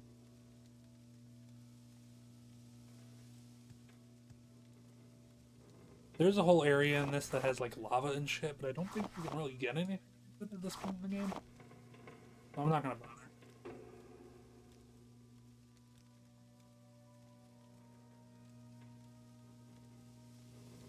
Yeah, and I mean, it's not a huge deal. Like, gold is really not that hard to come across in this game. Honestly, the most difficult thing is, in some cases, finding shopkeepers who have enough money to purchase the stuff you're selling. Because when you start getting towards the late game equipment, most shopkeepers can't afford to buy it off of you. So because of that, there's actually a couple of shopkeepers that are unique shopkeepers, and I'm sure we'll find one of them at some point. They're actually really funny and interesting.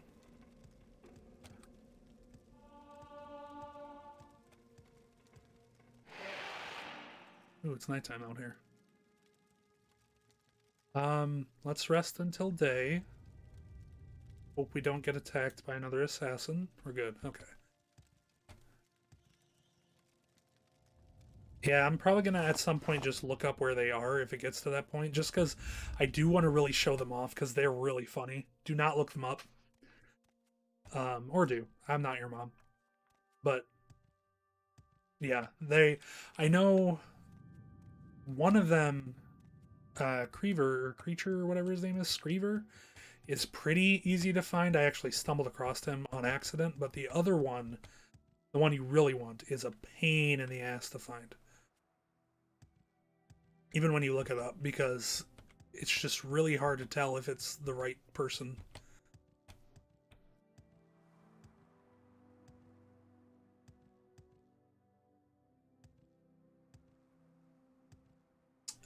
Okay, so I'm not going to throw on another book just yet, because we're about to be back in Belmore, and I think after that, because we're not super far away, but I think after that we're actually going to be doing some stuff in town. That or we're going to be traveling really far, I don't remember. So whichever way we end up doing it. But I'm going to come in here and tell a guard about the assassin attack, and that'll stop those assassins from doing that. Okay. So essentially what's happening is we're getting attacked by the Dark Brotherhood.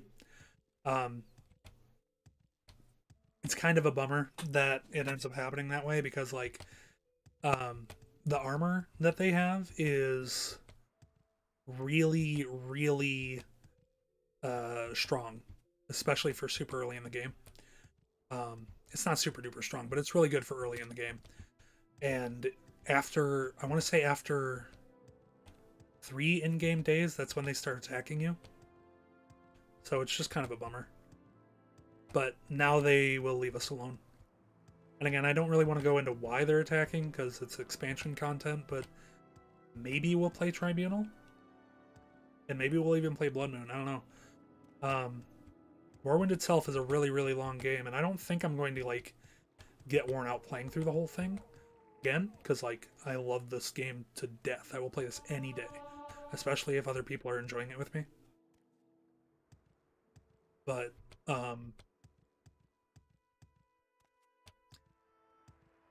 Tribunal isn't super good, and I've never even played Blood Moon. I've heard it's pretty good, but it's Skyrim-y in tone, so I'm just kind of mad on it. Although it does introduce werewolves. Maybe that would be fun. Whatever. Let's head to the Fighters Guild. That's actually on the... Which side of town is that on? So, okay.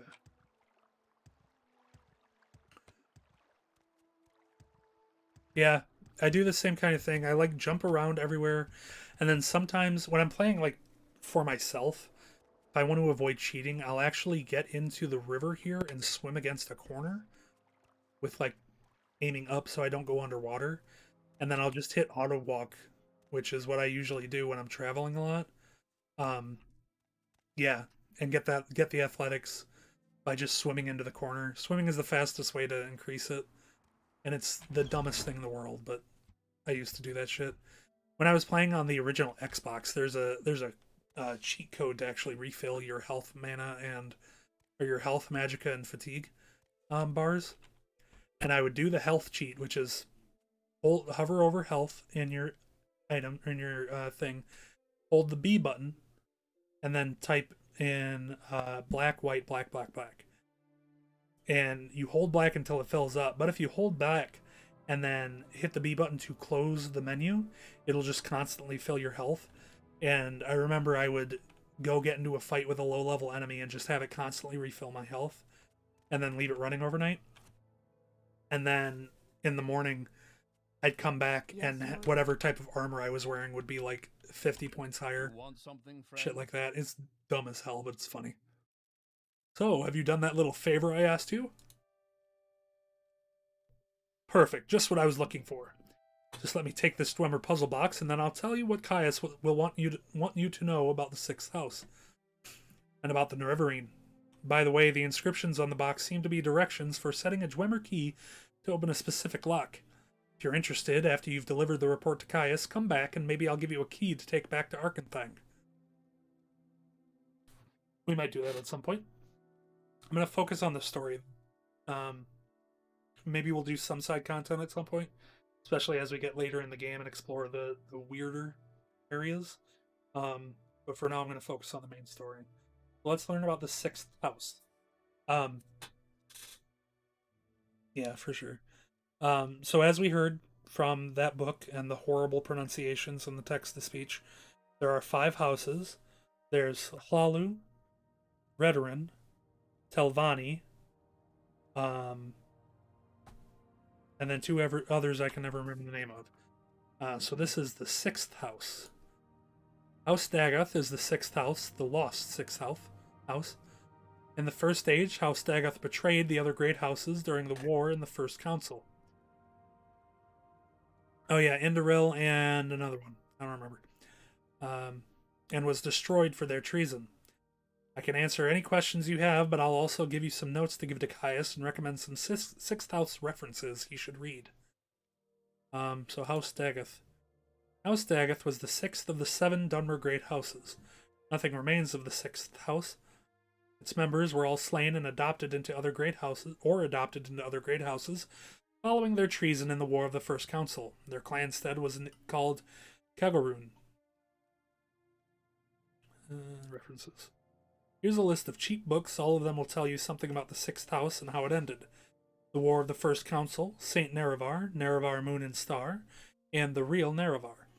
Try the bookseller Doris at Darvel over in the commercial district. She'll have at least some of these titles.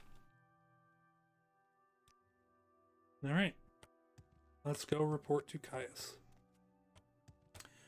And let's see. What was that lady's name?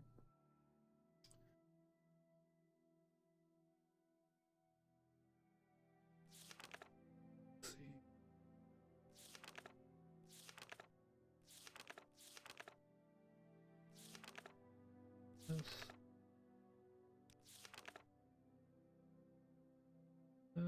Doris at Darvel, bookseller. Okay.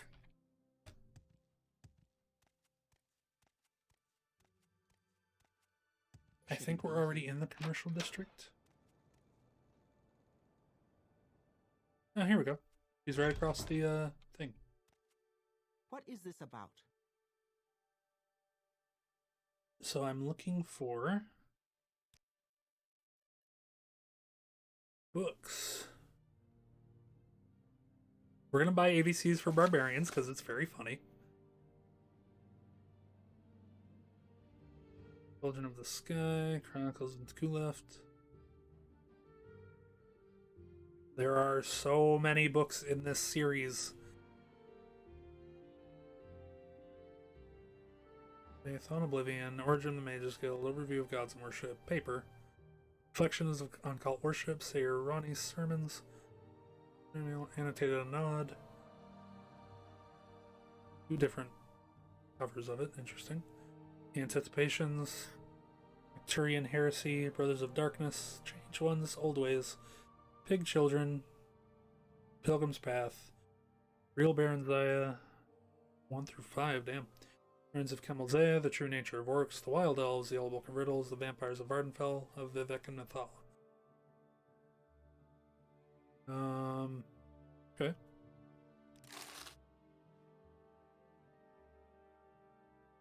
Can I ask you about...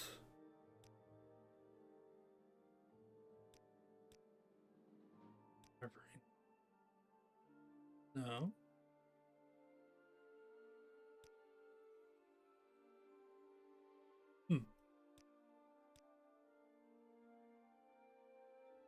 Where's that slave?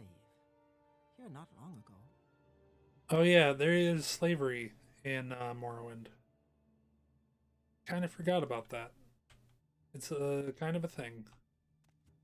Masera. Sarah.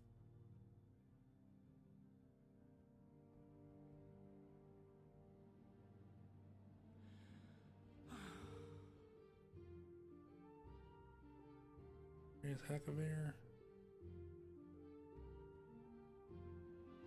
Oh, she doesn't have any of the ones that was mentioned. Maybe we'll have to look around for them. Okay. Well, let's go report to Caius.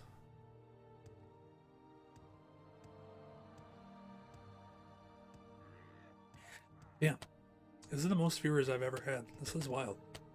Thank you all for, like, being here and tuning in. This really means a lot to me. Like, honestly, I'm trying to... I kind of want to make this a thing. I know it's very difficult. Morrowind. It's very difficult to make streaming happen when it comes to like a career or like being financially stable with it. But God, I want out of my current job so bad. And like playing video games people watch would be so much fun. So I do really appreciate all of you being here. If you're not following, please follow. I'm 11 followers away from getting what the fuck is it called now?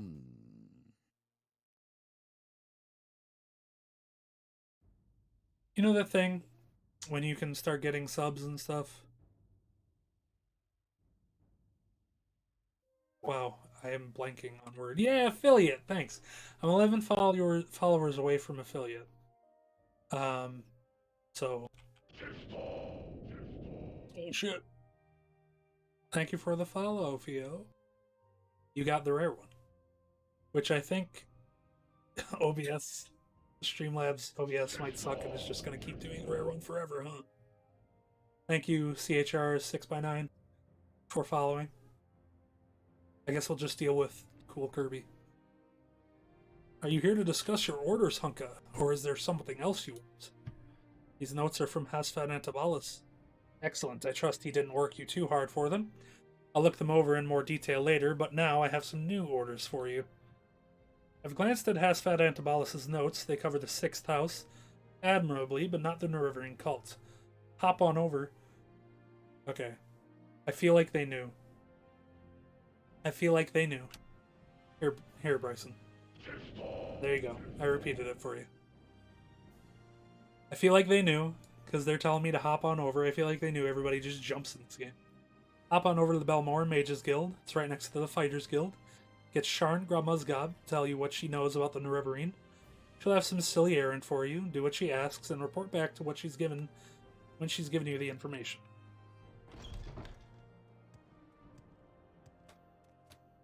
Alright, back across the river. The one constant sin of all RPGs. Walking back and forth across town to do simple stuff. But that's why running and jumping becomes so important, because eventually I will seriously be able to like jump over this river if I just keep jumping everywhere I go. As dumb as it is. Well, it's so dumb, but it's honestly one of the big charms of this game. Like, Skyrim added a sprint button and like whatever. This game lets you jump like you're fucking Golden Age Superman. It's the best. Go for it. I don't mind. Yeah, Malister, I agree. Thank you. I just don't even. Same. Here she is. Sharon Grotmozga. Show only victory, friend. Actually, there are books here, I think. Let's see what books. Where were you when the dragon broke? Ooh, we're gonna have to read this at some point. I think next time we travel, we're gonna do another sermon, and then maybe where were you when the dragon broke? Because that's a really interesting one. Is a virtue, friend. Welcome. No interruptions. How many times? Oh, you're one of Caius's associates? That is a different matter. Caius and I have a very satisfactory arrangement, and I'm sure we can come to some sort of agreement. If you will complete a little errand for me. The errand, then, is very simple. I need the skull of Lavul Andrano. You'll find it in the Andrano ancestral tomb, but take care not to upset the natives. The Dunmer have some peculiar primitive prejudices against necromancy, and take grave objection to unauthorized tomb visits. He was no one special, a journeyman enchanter. There may be many skulls in Andrano tomb, but you'll have no problem recognizing Lula's skull from the ritual markings. The tomb is south of Pelagiad, just off the road, just before you reach the fork where the road goes southwest towards the Saint-Denis and southeast to Vivec. You may need an enchanted blade. Some spirits are immune to normal weapons. Here, take this old short sword, and maybe these old scrolls will come in handy. Alright, so let's go tomb raiding.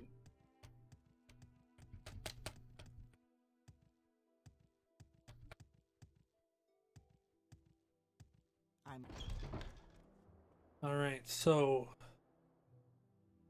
Vivec is here-ish.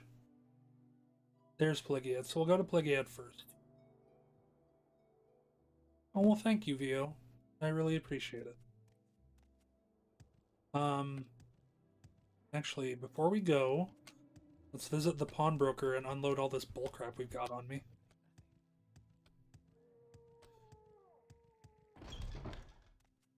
Yeah, what's up, Jalasa? Barter. I want to sell you. I want to sell you. I want to sell you the spear. It's coins. This pitcher. This goblet. And these goblets. And then, is that it? Oh, let's just get this. Get rid of that because we don't need it. Fireblade. Value 25. Yeah, we'll just sell it because we've already got our iron shard axe. That's all we'll need. What books does she have? True Nature of Orcs. Daedra claim. Oh, but we'll get a mortar and pestle. That'll let us start working on potions. And we'll get a silver longsword as a backup in case we run out of charges on our iron shard axe. Is anything else worth picking up here? No.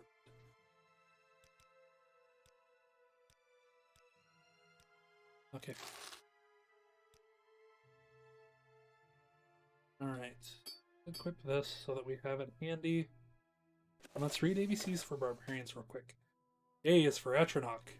B is for Bungler's Bane. C is for Comberry. That's it. That's the whole book. Here, you can have that. Actually, no. Wait. Put it in our box.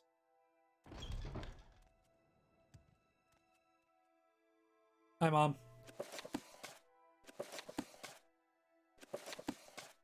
We don't need these. I'm going to stick them right here. Let's see if we can't do something with them.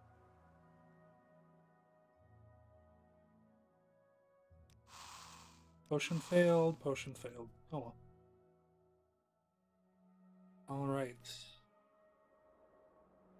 Vitality, told him Scorcher, and do something. Okay.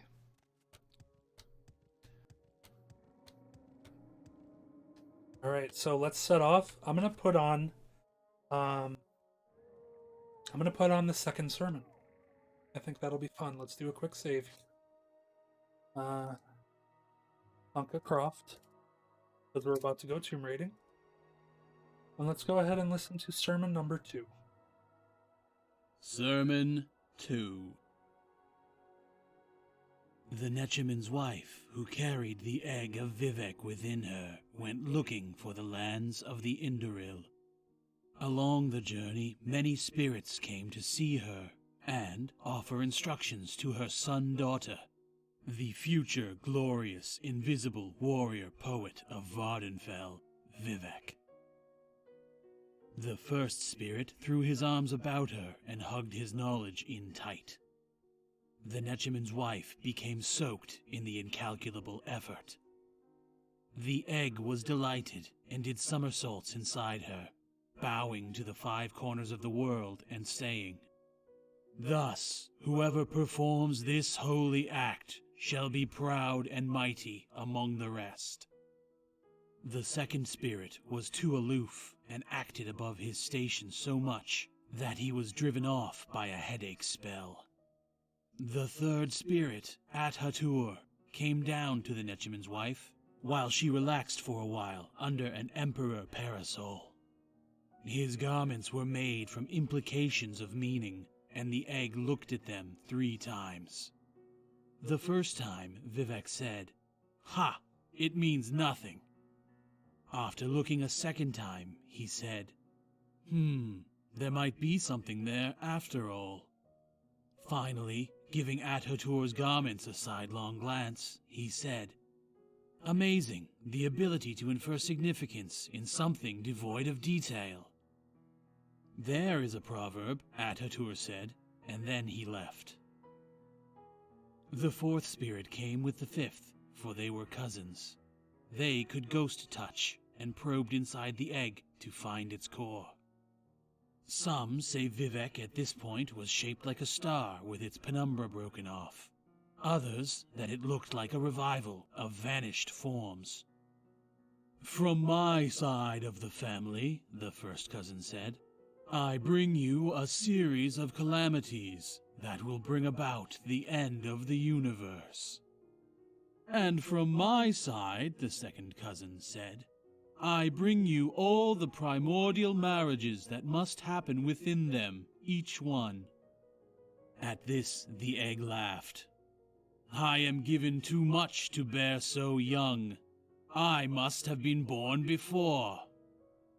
And then the sixth spirit appeared, the Black Hands Mephala, who taught the Velothi at the beginning of days all the arts of sex and murder.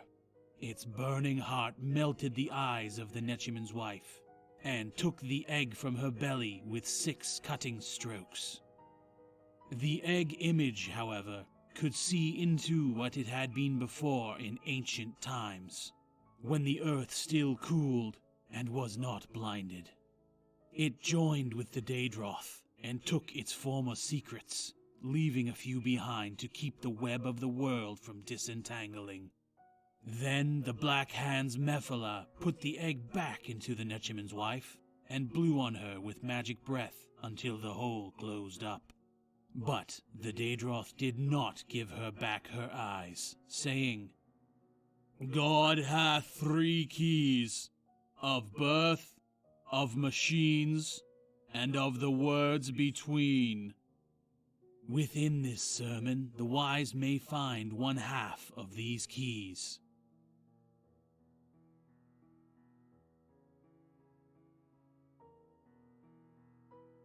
The ending of the words is Om Sivi.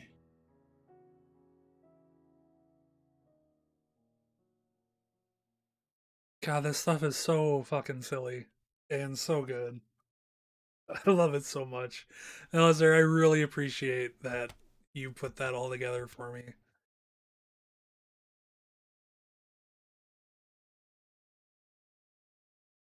Oh, it's so much fun.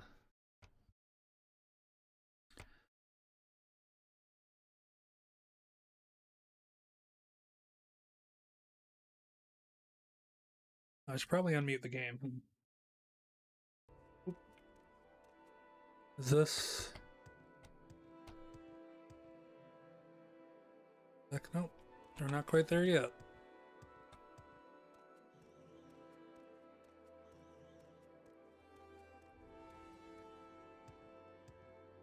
Ooh. I think when we get to the tomb, but before we go in, I may take a little bit of a break. Maybe after the tomb. After the tomb would probably be better, right?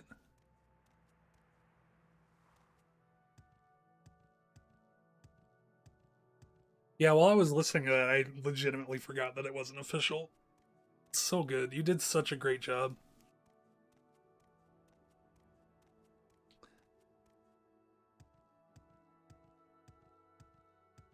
Alright. Is this the road that what forks? Nope. South of Pelagiad, so probably a little bit further this way.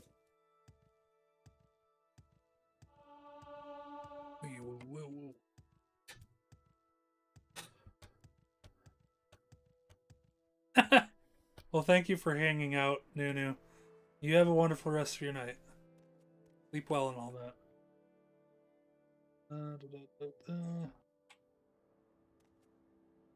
Oh, that's right. Branches between Vivec and Satan. South of here. Moving south now. Okay. Yeah. Again, thanks for hanging out. I really appreciate it. Aguar. Look at this baby. Look at this baby boy. Look at him. These dudes so much. You can get them as mounts in Elder Scrolls Online because of course you can. I love them. They're used as like pack animals or you know, like what a donkey would be. I guess a pack animal, right? Yeah. They're used to transport goods. I think this is it. Yeah, here we go. Andrano Ancestral Tomb. Beast of Burden. Oh, there's a dead person here. And a ghost. There we go. Dead body. Gold. Ooh, an iron left pauldron. Look at that. We're pauldroned up. We still need boots, though.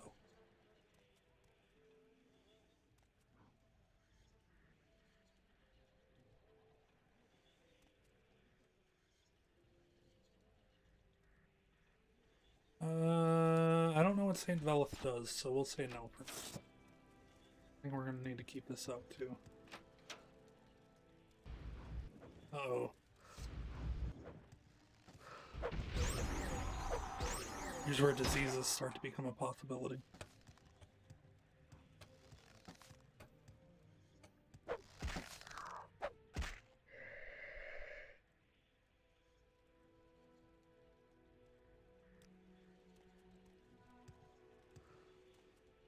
Yeah, I agree. To be honest, I like...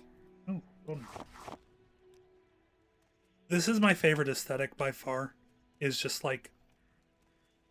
old game that's up-resed way higher than it ever intended to be. It's... like seeing this stuff that was normally like really crunchy and grungy, just so crisp and clean. And like at the same time, it's like... it's so simple too. Like the architecture being, you know, flat walls and small hallways and stuff. It's just, it's so comfy to me. And it's also like I don't have any issues looking at it and knowing what I'm looking at, which is an issue that I have in a lot of newer games. Let's rest up. Enemies? Alright, we're gonna have to deal with half health for now, unless I can rest out here. Nope. Alright. I think we'll be okay. It's probably just these skeletons here. Ow. Stop it. Oh shit. Fuck! I'm glad we saved just a second ago. Alright, this time you're gonna die and you're not gonna do a shit ton of damage to me. There we go. Alright, let's try that again. Yeah, it's the same thing. It's like I can't see anything in a lot of modern games, and it's really exhausting. This dude is... Okay, I am getting fucked up. Let's try this.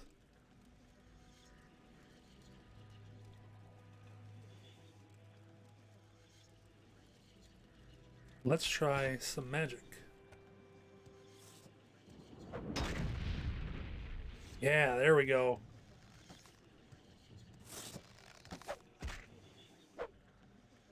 There we go.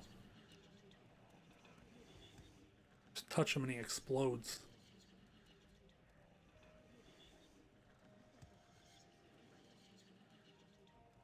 Nordic battle axe. Sure. God, the noises are so spooky.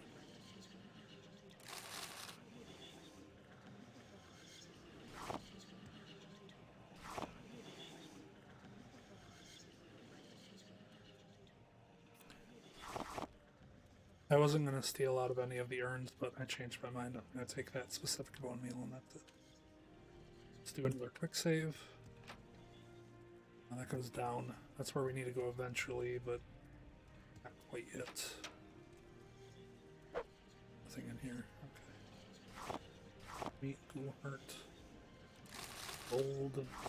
Gold root. Sometimes these urns have a little bit of money in them, but doesn't look like it's happening this time.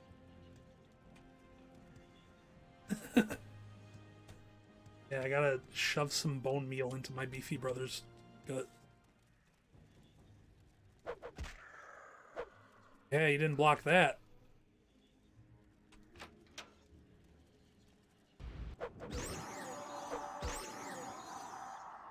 The Bone Walkers, I don't think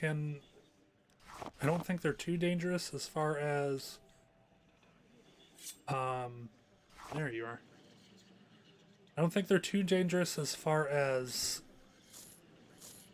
diseases go, but you always gotta be careful. Ooh, Sermon 15. Let's just take that and not read it, because we're gonna read them in order. And I'll take all of these.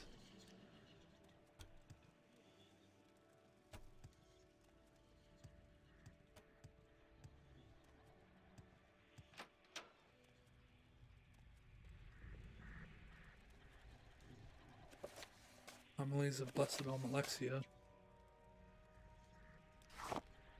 Alright. So I think that's everything. Yeah. Yeah. Alright, so we've explored this whole place, so we're gonna get the fuck out of here. Oh shit, we end up at Vivec. Oh, well, at least you guys get to see this now. Check that out. Yeah, buddy. Alright, well.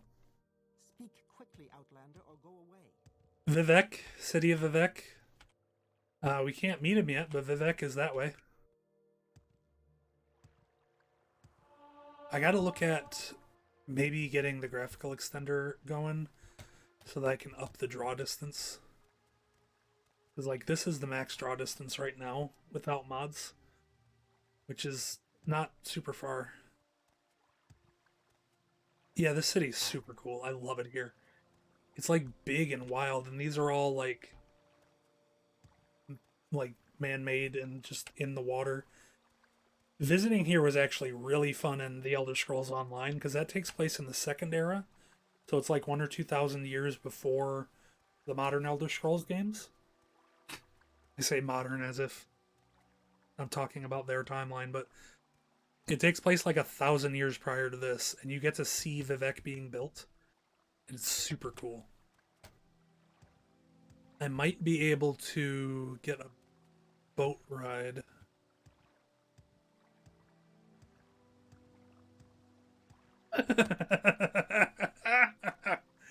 That is the Morrowind experience right there. That is why I love this fucking game. Oh, it's so good. That kind of shit is my favorite shit ever. Alright, maybe we can get a boat ride back to Saint Denis and then we can go from there. Because there is something near Saint Denis that I want to show off. Just gotta remember where the boat is. I will say one kind of bummer about this game coming out, like when it did, is like this city is like one of the most populous cities in this entire, like, on this entire island.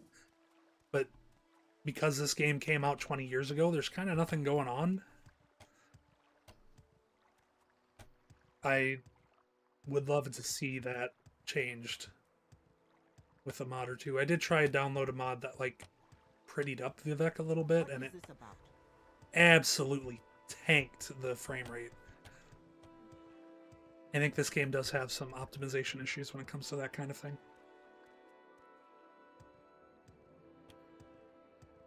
But then again, there's like Skywind and stuff, and I'm sure they've recreated Vivec there. So who knows? Maybe I'll go deal with whatever bullshit there is to get that running someday. I know there's a ship around here somewhere.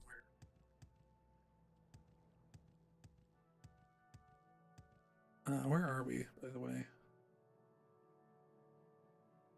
Yeah, Hlaalu, Ridderin, Intilin, the temple.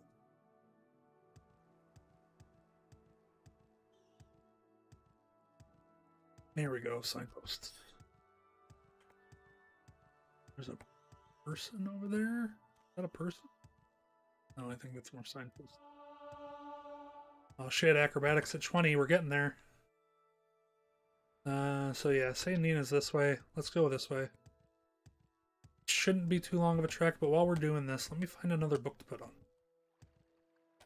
on. What did I say we were going to listen to? Said we were going to listen to something. Let me check my notes here.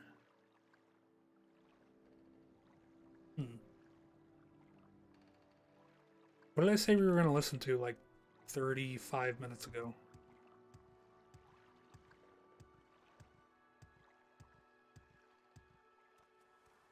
Oh, you know what? Screw it. Let's just put on something that we have here. How about this one? How long is this? Alright, yeah. The Homilies of Blessed Almalexia.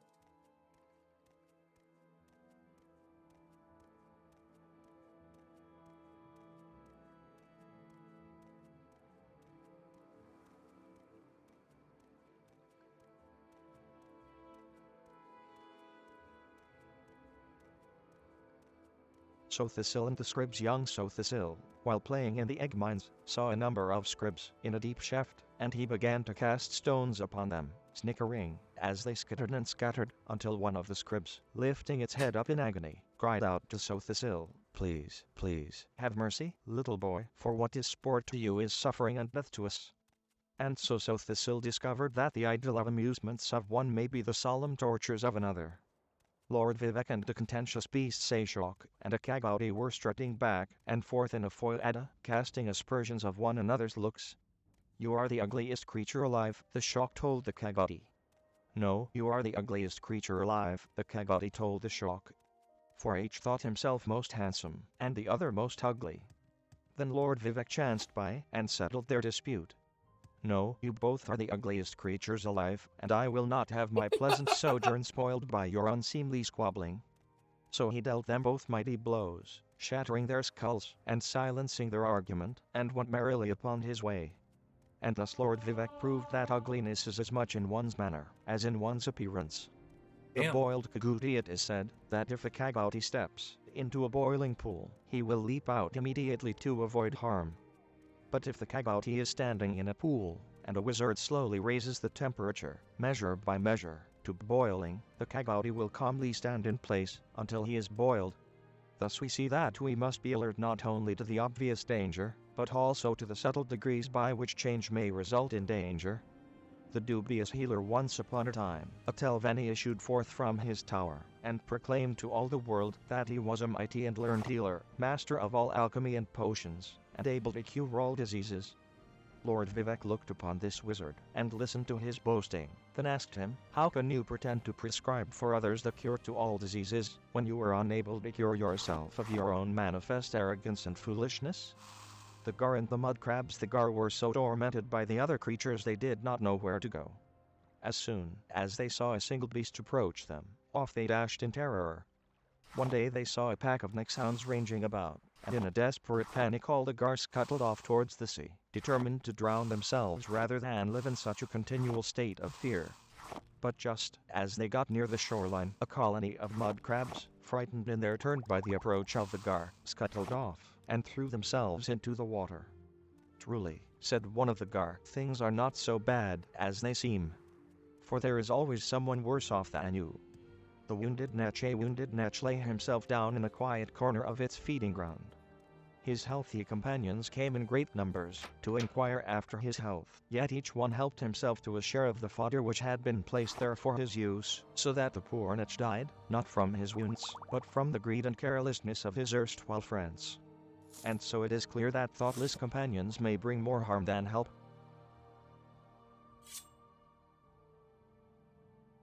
Oh, that was something. Where did Wad go? I made a potion and it just doesn't exist anymore. Oh, here it is. Yes, Outlander? Oh. Yeah, Sothasil is weird. He is something for sure. Dignity of it all. Alright, so I want to walk this way. We're going to wait until it's daytime, though. This is something that a lot of people are familiar with. But it's something that I think a lot of you are going to enjoy seeing. Let's hop our way down the path here. After this, we'll head back to Balmora and continue on. But once we get to Balmora, I'm going to take like a 10-minute break so I can go to the bathroom and stretch my legs a little bit.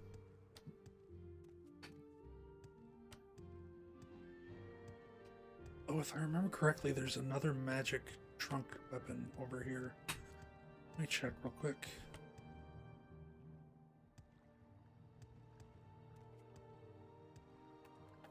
There we go.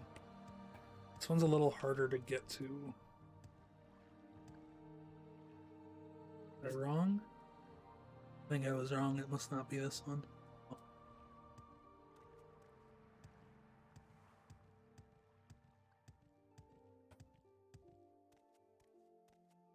Do. Walking along the path. Oh look, there's a book.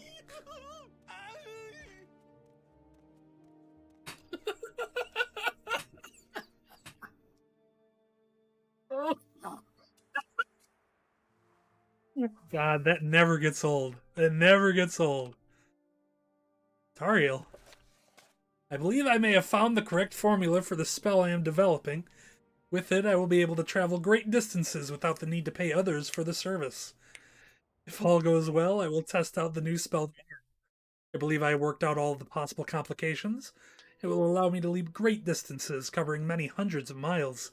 Never before has one been able to travel in this manner, vaulting from the ground, sailing through the sky, all without that terrible disorientation of a spell of flying. The time is almost upon me. My research is finished, and all my calculations are checked and rechecked. They laughed at me when I suggested this. We'll see who laughs after I leap to the top of their towers and scream out my success. So we saw how that went for him. Obviously. Oh, but look! He left us 3 of the scrolls with which he killed himself. Wouldn't it be a shame if I were to accidentally use one and see what happens? I'm gonna do a save, like a real save. I'm gonna fly.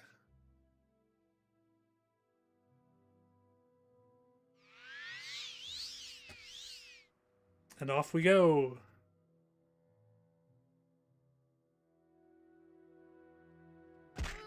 And we're dead.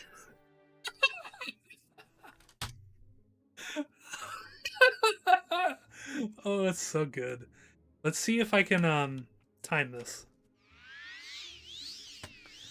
I'm gonna try and activate it again just before landing.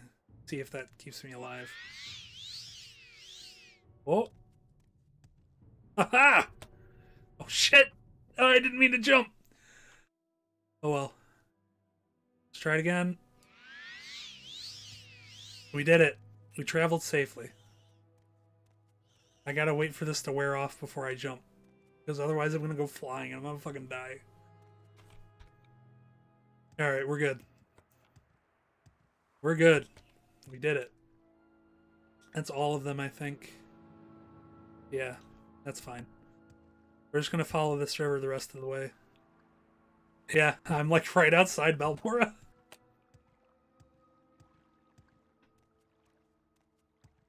It's like right up here.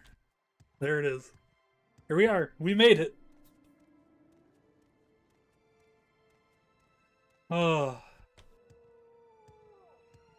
Alright. I'm gonna turn in this quest, and then I'm gonna take a 10-minute break. Just to chill out for a moment. Ugh. I'm having too much fun to stop now. What's up, Hul? Hul is nice. Unwell. Unhealthy. Oh no.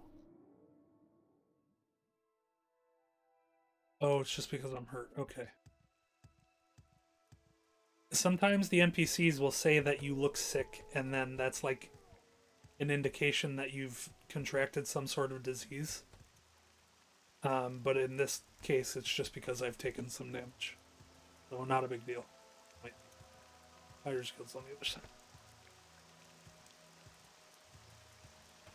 Still don't have any boots. I might stop by the armorer and see if they have some boots. I'm just running around in normal shoes. The water is using a mod. It's using some water shaders. If you want to see how it looks like by default, I can actually show you real quick.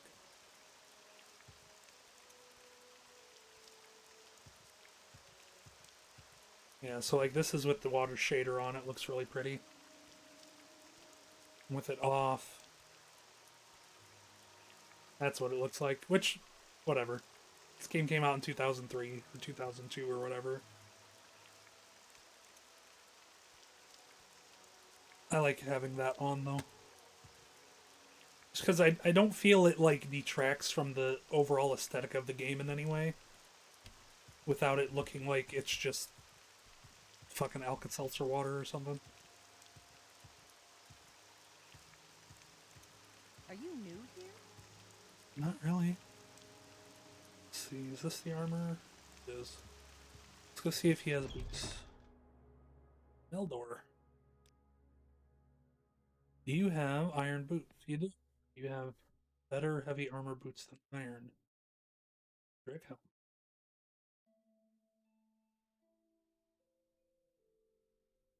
Brick shield. Nordic trollbone helm. Ooh, let's get this.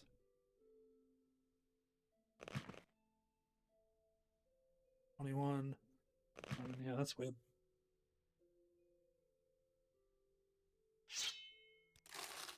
Hello. I don't know if I can help you, but I'll try. We got boots. We got a cool helmet. Check that shit out.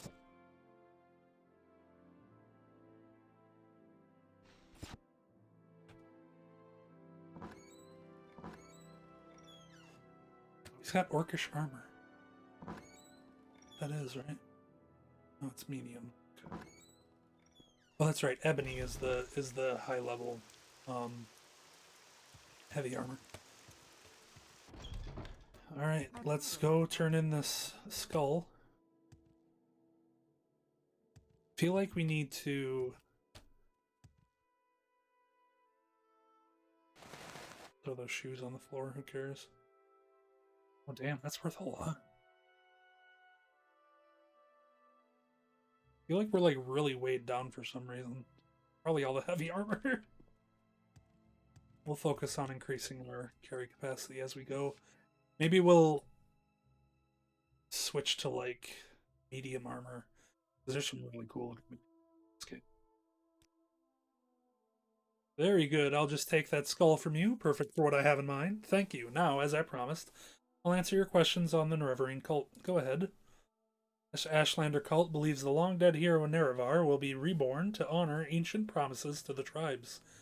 According to legend, the prophesized Nerevarine will cast down the false gods of the Tribunal Temple, restore the traditional ancestor worship practiced by the Ashlanders, and drive all Outlanders from Morrowind. Both Temple and Empire outlaw the cult, but it persists among the Ashlanders who care little for Imperial or Temple law. Here, take this copy of my notes on the topic to Caius. You seem worthy of my knowledge. You may speak. Alright, let's go see our buff daddy, Caius Cassades. Oh, rain sounds. I love me some rain sounds. I go to sleep to rain sounds every night. It's like the only thing that helps me sleep anymore. Rain sounds and Japanese city pop.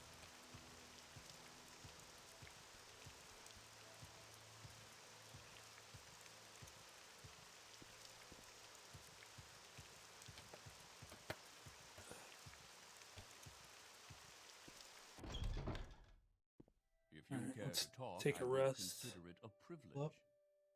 You have a disturbing dream. You can only recall one part. A tall figure with a golden mask led you among the dead as through a wedding celebration. You heard many voices, but no lips moved. You strained to breathe, but your chest didn't move.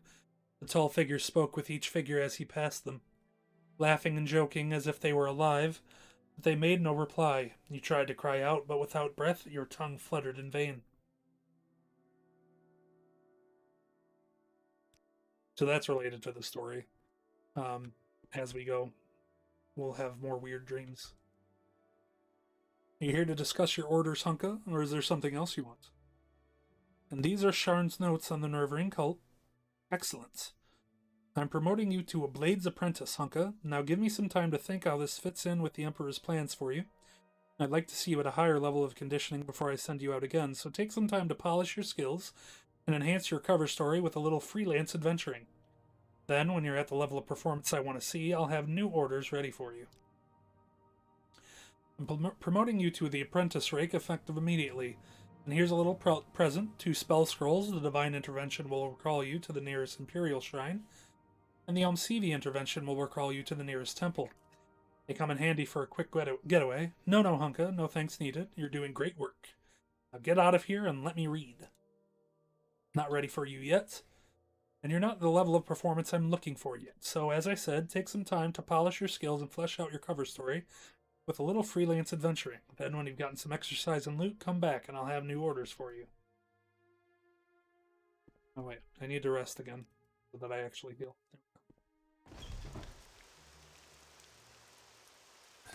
Hunka goes adventuring.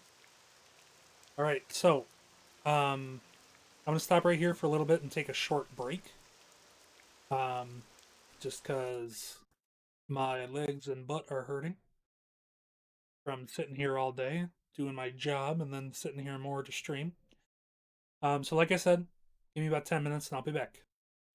In the meantime, enjoy some Guilty Gear music.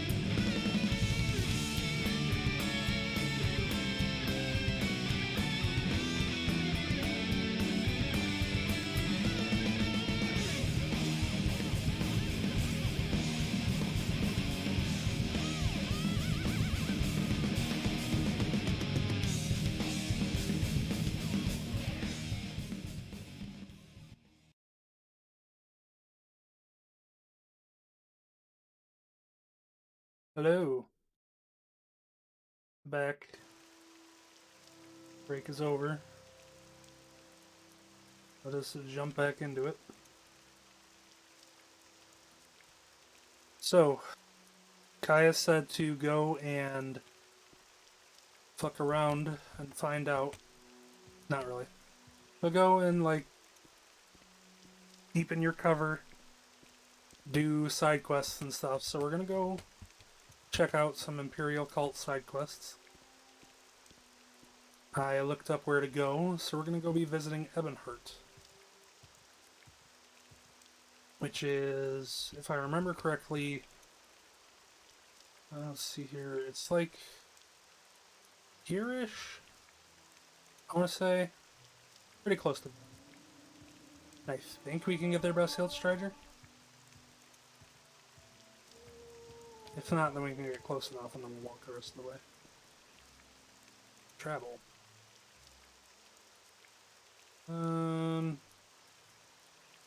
Alright, we'll go to Vivec and we'll walk from there. Trip just for you. Same low price. Same low price. Oh, here we go. So we can Silt Strider to Vivec, and then we can probably boat to Ebonheart, because Ebonheart is a port town. So let's see how that works.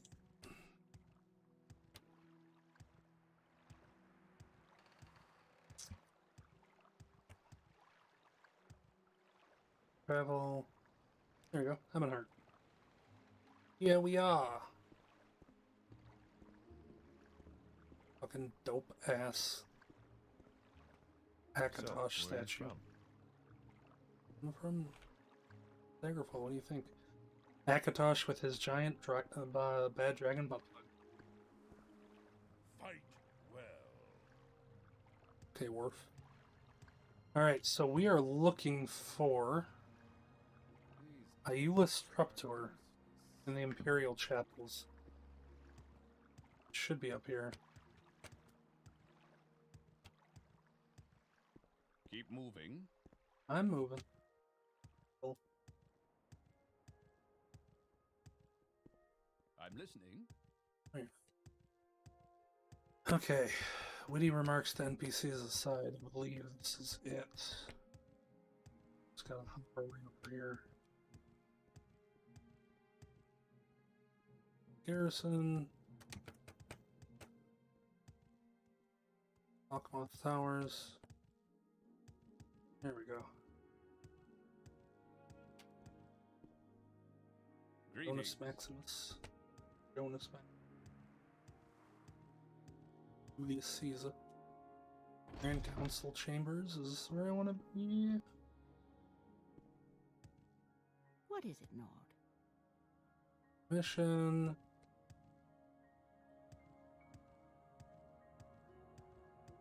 Be in this area at the very least. I think I have to go upstairs, if I remember correctly. Let's hop up these steps.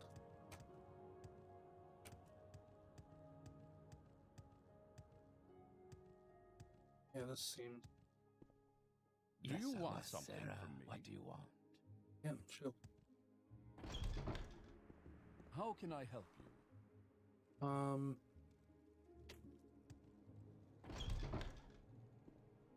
Can't right now, but maybe I can help. I know it's not on the ground floor. Obviously not.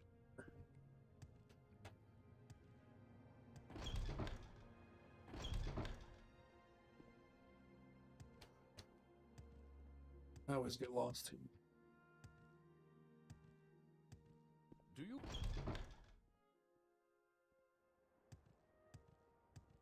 Maybe one of them can give me directions.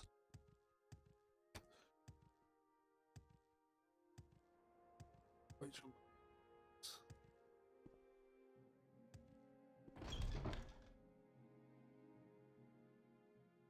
Imperial cults. Far western end of Castle Ebonheart. Okay. Ah, there it is. Really wish I could go over this.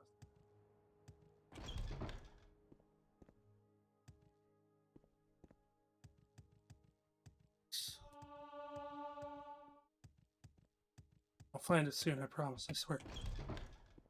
I almost know where I'm going. Jump up and over. God, I can't jump high. I need my acrobatics to be even higher. Do you want something from me?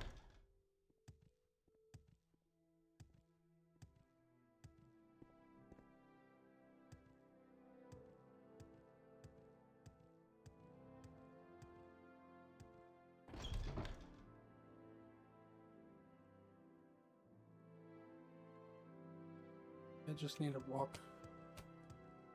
Oh, it's definitely here somewhere.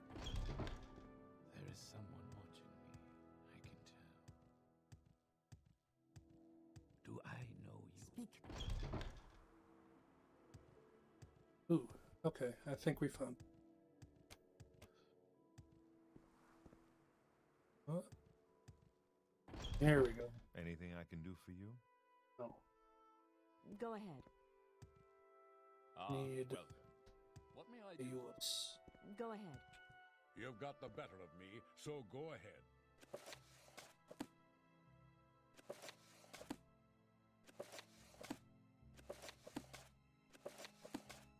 Always check every book, because you might get skill points out of I it. don't know if I like this.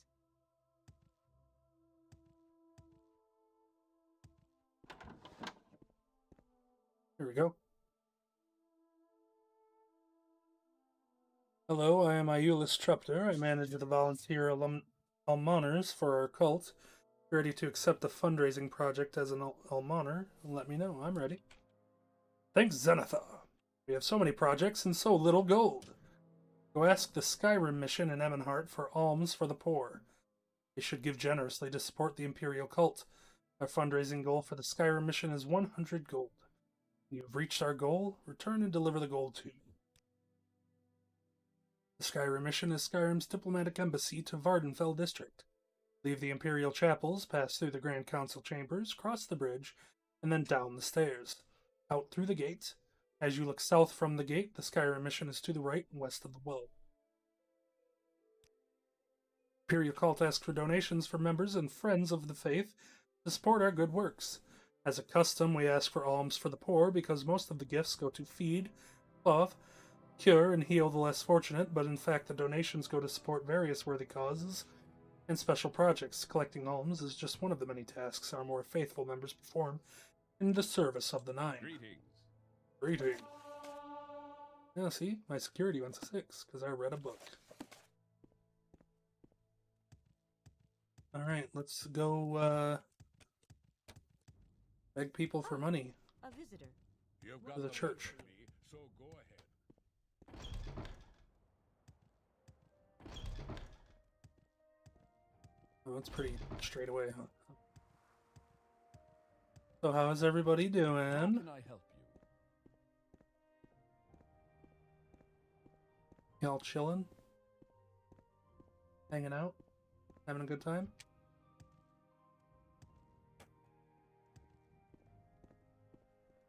Yeah, dude. All right. Is this it? You've got the Take better it of me, you want so some. go ahead. Well, Alms for the poor? what is it? You're right, but for luck it might be me needing the cult's charity. Here, and with a blessing. Alms for the poor? I'll be happy to give alms. Here, take it all. There's 50. Alms for the poor? It's our duty. It's 55. Seen that before. Well, what is And it? handing. Ooh, and acrobatics increased, hell yeah. Learning how to jump higher by reading books. Alms for the poor, sir. Here, take this. Alright, we're at 60. Today's your lucky day, so let's hear it. Seen any elves? Okay. Alms for the poor? Of course, as a representative of my province and people, I'm proud to give generously to the Imperial cult. There we go. We made 160 gold. Look at that.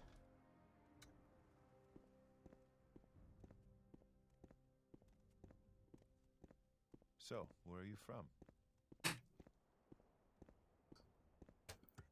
We won't have to do this too much, I don't think. We only need to do a couple of missions and, like, gain 1 rank, I want to say. Something like that. But we'll do a couple, and then we'll head back and see if Caius has anything more main story related. If not, maybe we'll go join the Fighters Guild and do some of those. The early Fighters Guild stuff is pretty fun.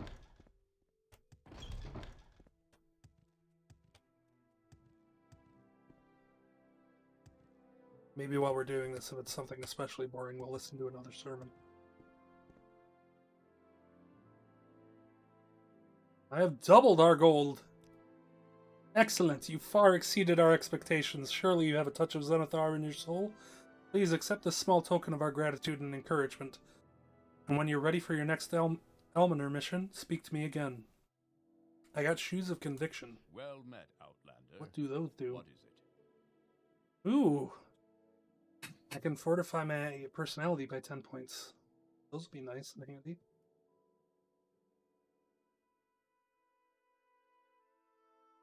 Have you checked your advancement in the Imperial Cult? Congratulations, Hunka. You've been promoted to Novice. Cool.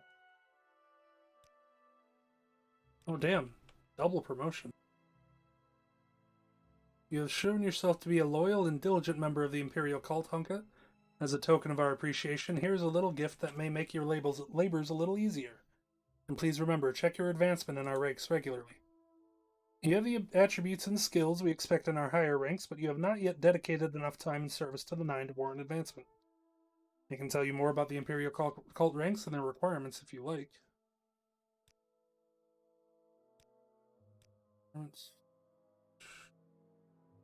Hey, sir. Do you not have another thing for me? Oh, here we go. Go ask the Argonian mission in Ebonheart for alms for the poor. Their province is not so rich as Skyrim, but they are a generous and civic-minded people. Our fundraising goal for the Argonian mission is 100 gold. When you've reached our goal, return and deliver the gold to me. Let's see what this amulet was that I got. Cast when used. Speechcraft, restoration, mysticism, conjuration. Nice.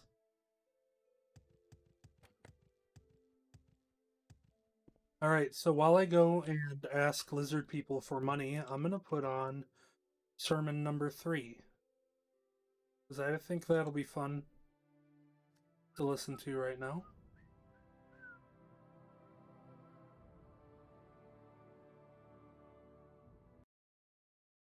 Sermon 3.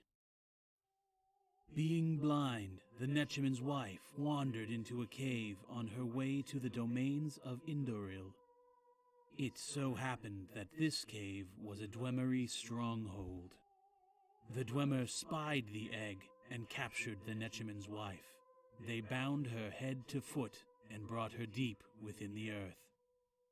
She heard one say, "Go and make a simulacrum of her and place it back on the surface. For she has something akin to what we have, and so the Velothi will covet it and notice if she is too long away." In the darkness, the Netchman's wife felt great knives try to cut her open. When the knives did not work, the Dwemer used solid sounds. When those did not work, great heat was brought to bear. Nothing was of any use, and Egg of Vivec remained safe within her.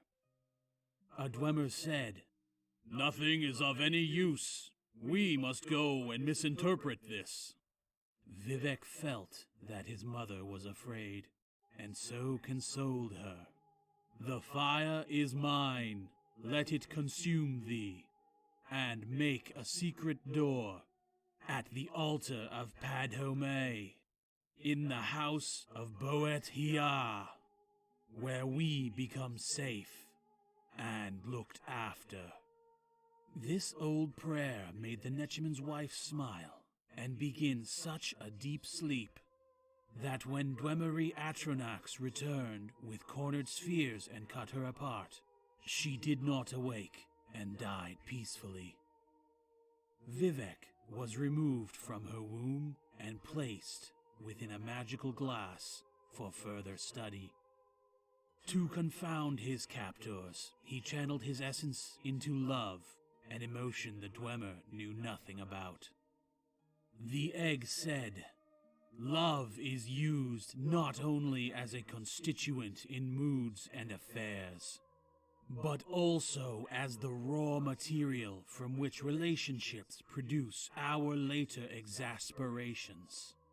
Regrettably fashioned restrictions, riddles laced with affections known only to the loving couple, and looks that linger too long. Love is also an often used ingredient in some transparent verbal and nonverbal transactions, where, eventually, it can sometimes be converted to a variety of true devotions, some of which yield tough, insoluble, and infusible unions. In its basic form, love supplies approximately 13 drafts of all energy that is derived from relationships. Its role and value in society at large are controversial. The Dwemer were vexed at these words and tried to hide behind their power symbols. They sent their Atronax to remove the egg image from their cave and place it within the simulacrum they had made of Vivek's mother. A Dwemer said, "We Dwemer are the only aspirants to this that the Velothi have. They shall be our doom in this and the 8 known worlds. Nern, Lurkan, Arcade, Tender, Kinert, Achat, Mara, and Junal." The secret to doom is within this sermon. The ending of the words is Om Sivi.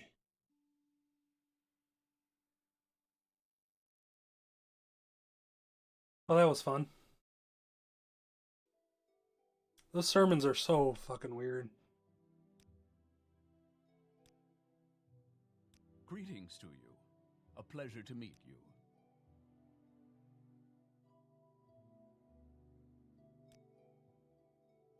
So I got some more stuff. I got a Stendarin belt. And I got Zenithar's frock, which is a shirt. So here, you can have this other shirt. I'll just put it on the floor.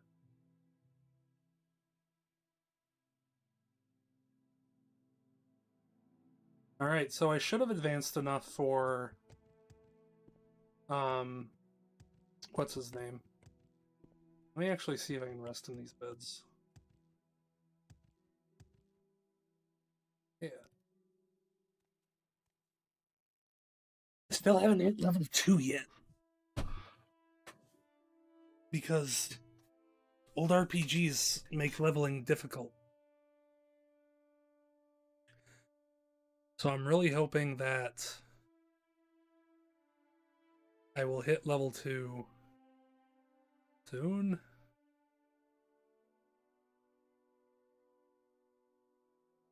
Maybe I need to learn some spells, because I haven't been using any of my spell stuff. Tidings, citizen.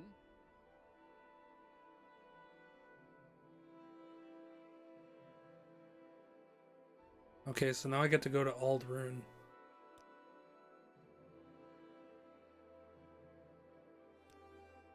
Spells. Let's see. Restoration. This is going to be all restoration, probably. Illusion and mysticism. I use alteration, destruction, conjuration.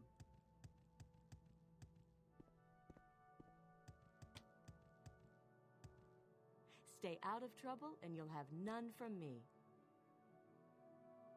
Ooh, she'll train me in acrobatics. I'm gonna do that.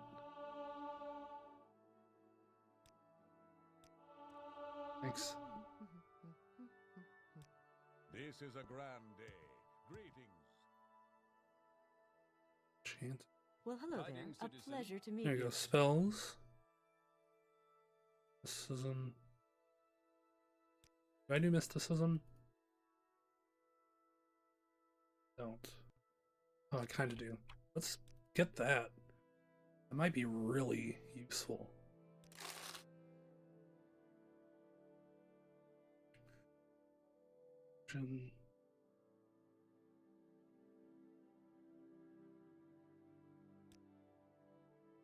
spell making.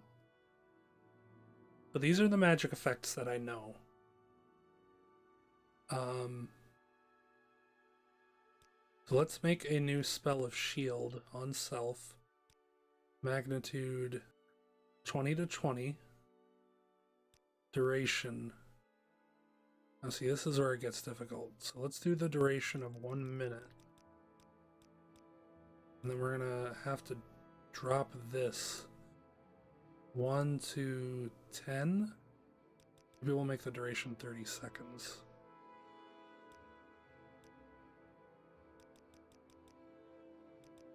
One to 10. Okay. So this will cost 17 magicka. Has a 67% chance. Oh, see you later, Theo.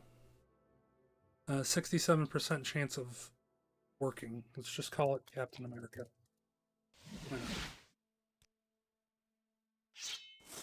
Oops. Load Captain America. Let's save and try and cast this a few times. Hey, it worked. So I have... delete. Oh. So I have shield, 9 points for 27 seconds. What other spells can I do? Divine Intervention, Fire Bite, other shield, Water Walking. Why do I have that spell? I mean, that's cool. Well.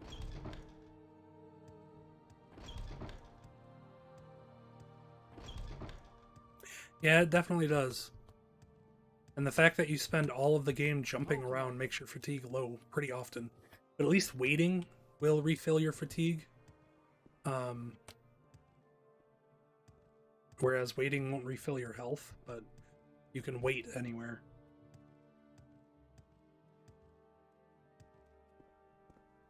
Does it refill your magic, though? Doesn't. You need to rest to refill magic. Go ahead. Let's see if we can... We're going to grab a boat to Vivek, and then we're going to grab another boat over to... Or a Silt Strider, rather, over to Aldbrun. See if we can't collect some more alms real quick. I also just really want to show off Aldbrun, because it's one of the...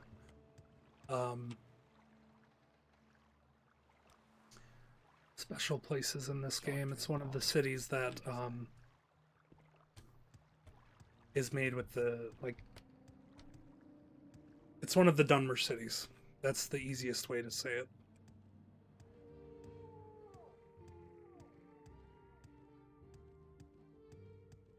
There's also often dust storms there, or ash storms there, which is fun. I don't know. We make a special trip just for you. Say Probably till around 1 or 12:30 or 1, I don't know. I haven't decided yet. Ugh. Alright, we'll go to Balmora. Why walk? And then we'll go to Aldbrun. Yeah, Ash Storm.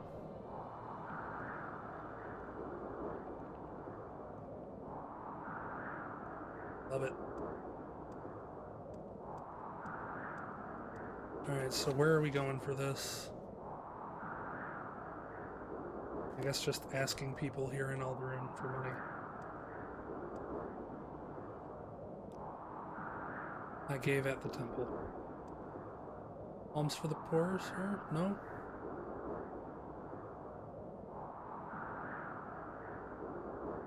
Oh, we're not going to touch that yet. That's some other thingy.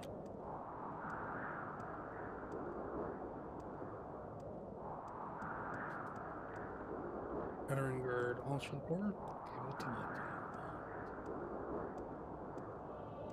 Probably everybody here is going to say that they gave at the temple.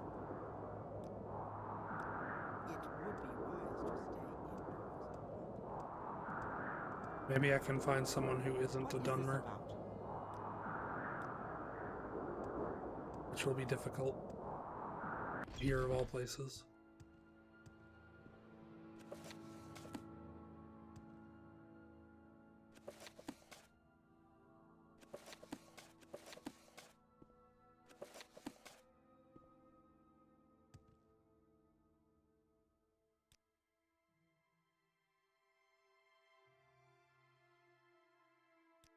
I think this guy is a Thieves Guild dude. I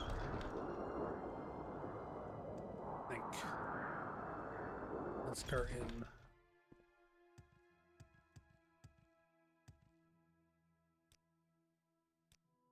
Your turn to talk, ours to listen. Please, have a look around. Yeah, I think we're just gonna have to eat the cost and give our own money for this one, which we're not exactly hurting for it. Well, I really thought I had more than 400. Didn't I? Huh.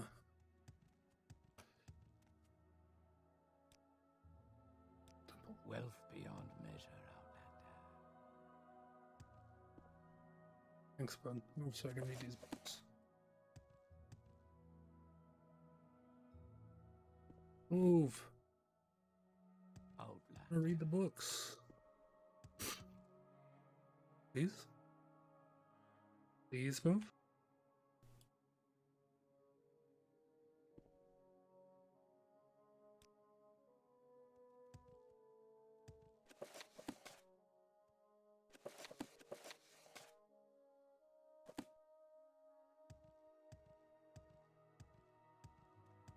Are there any What is this about? other people here that aren't Dunmer? Do I know you? I thought I had more money than that. Alright, whatever. Poke around a little more. Do I know you? Council Club. What do you want? This is gonna be... Oh, here we go.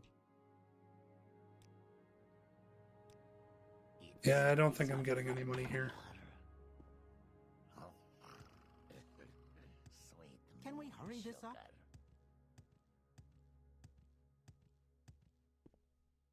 Little book.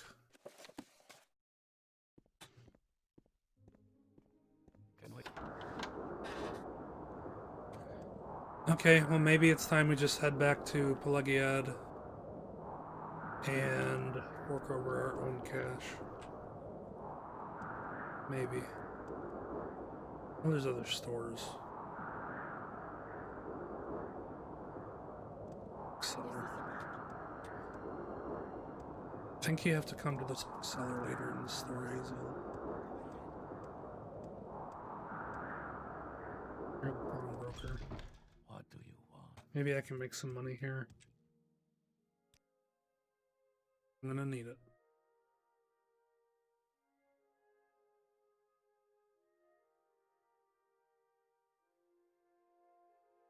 I should uninstall that.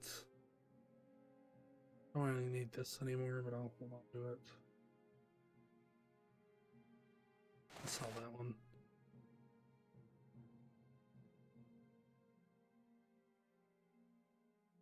Sell these. That. Sell these, because I don't really need them. Don't need that anymore. Can't sell the books.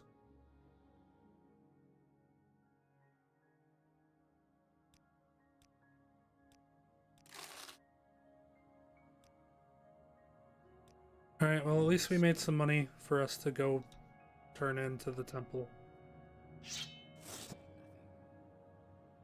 So let's give our new spell a try and see how it goes.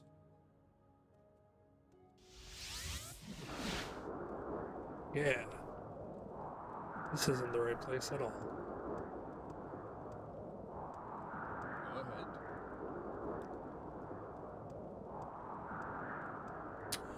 Where did we end up?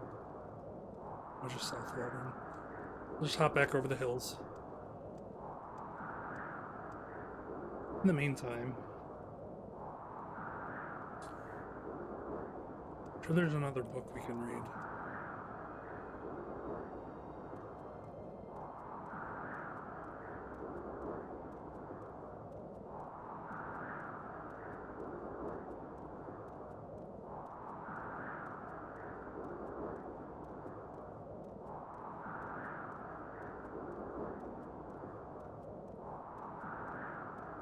Alright, let's go ahead and listen to the Lives of the Saints. If you would be wise, model your lives on the lives of the saints. If you would learn valor, follow Saint Nirvar the Captain, patron of warriors and statesmen. Lord Nirvar helped to unite the barbarian Dunmer tribes into a great nation, culminating in his martyrdom, when leading the Dunmer to victory against the evil Dwemer and the traitorous House Dagoth in the Battle of Red Mountain. If you would learn daring, follow Saint Veloth the Pilgrim, patron of outcasts and spiritual seekers. Saint Veloth, prophet and mystic, led the Dunmer out of the decadent home country of the Somerset Isles and into the promised land of Morrowind. Saint Veloth also taught the difference between the good and bad Daedra and won the aid of the good Daedra for his people while teaching how to carefully negotiate with the bad Daedra. If you would learn generosity, follow Saint Rilms the Barefooted, patron of pilgrims and beggars. Saint Rilms gave away her shoes, then dressed, and appeared as a beggar to better acquaint herself with the poor.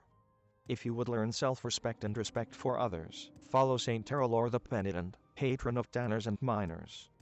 This foul criminal repented his sins, and traveled a circuit of the great pilgrimages on his knees. Thanks for hanging out. If you would learn mercy and its fruits, follow Saint Surin the Merciful, patron of brewers, bakers, distillers. This pure virgin of modest aspect could heal all diseases at the price of taking the disease upon herself. Tough-minded and fearless, she took on the burdens of others, and bore those burdens to an honored old age. If you would learn fierce justice, follow Saint Felms the Bold, patron of butchers and fishmongers. This brave warlord slew the Nord invaders, and drove them from our lands. He could neither read nor write, receiving inspiration directly from the lips of Amsavi. If you would learn pride of race and tribe, follow Saint Joris the Martyr, patron of furnishers and caravanners. Captured by Argonians just before the Arnzean War, Roris proudly refused to renounce the tribunal faith, and withstood the cruel tortures of Argonian sorcerers. Vengeance on justice for the martyred Saint Roris was the rallying cry of the Arnzean War. If you would learn the rule of law and justice, follow Saint Tolmes the Just, patron of chandlers and clerks.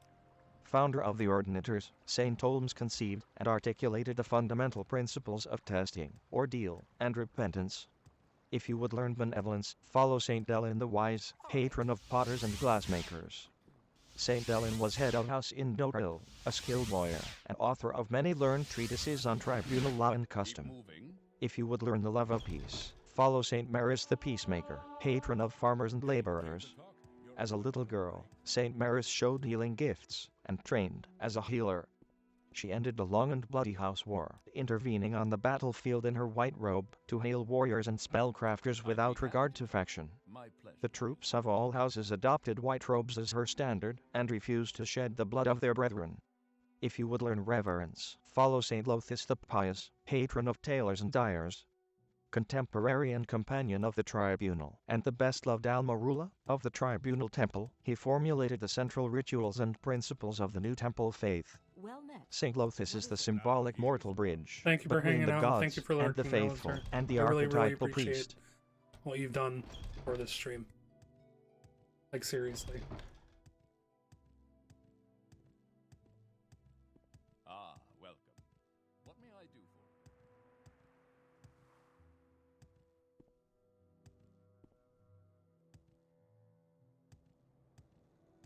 So we're just going to go to the Clothers. This is going to be the last of these side quests I do, because we should really get back to the main story. Gotta find the Clother. We're going to go there real quick. Ask if they'll donate a shirt. I don't know if they even have one here.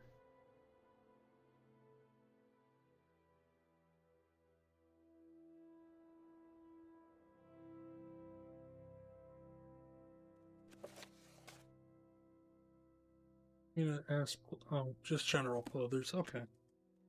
Well, we can probably go to, like, Balmora or something and ask around. You want something, friend? No, I don't. Go ahead.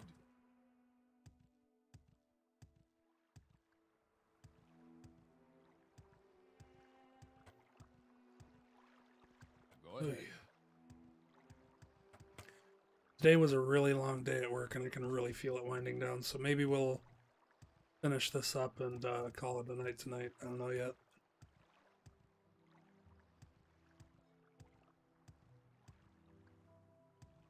And we're gonna need to go to another city.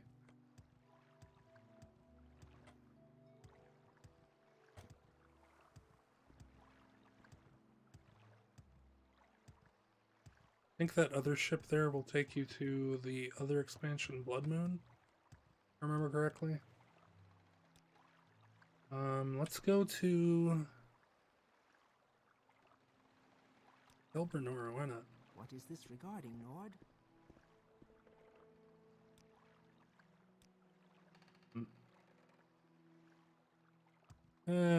Maybe not Elbernora.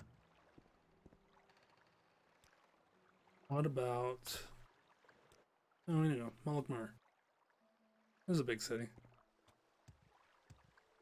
I think? Or am I crazy? Am I completely misremembering? This is like another canton, kind of like Vivec.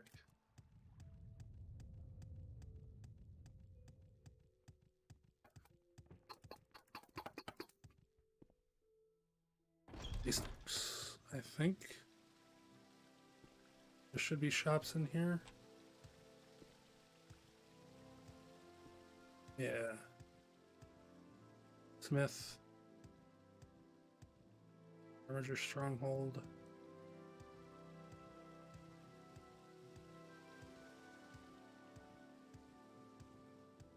Should go back outside, yep. Those would as well. About here. It's outside as well. Crater. I wonder if there's even a clother here. Just pop on over to Balmora for it. Everything's in Balmora. Everything's in Vivec too, but Balmora is so much easier to navigate. I don't know the way Canal works, yeah. I really know.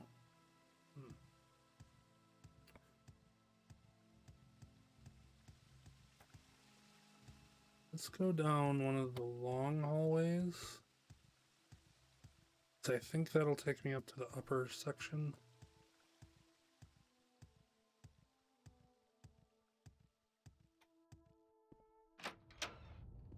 Yeah, here we go. More stuff up here. Let's try to run.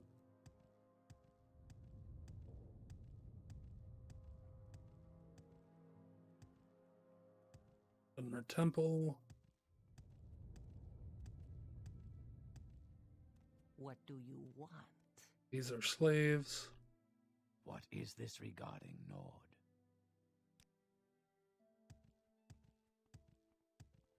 Keep moving. Oh, shut up. And Velas Hostel. Okay, well, nothing useful in Meligmar, but there is a Silt Strider over there, so maybe that can take us straight to Balmora.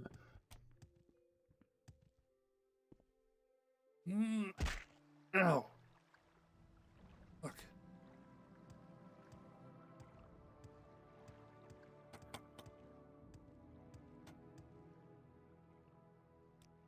You wish to speak? Really not, since you have nothing to say. Ooh, it got spooky.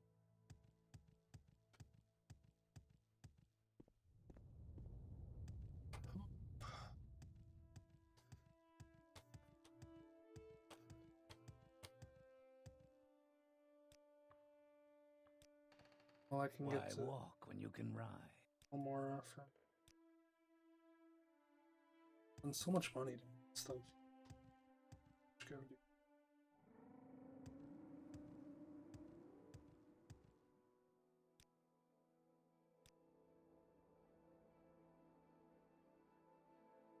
Outfitter might count. I don't think there's just a straight up clother here.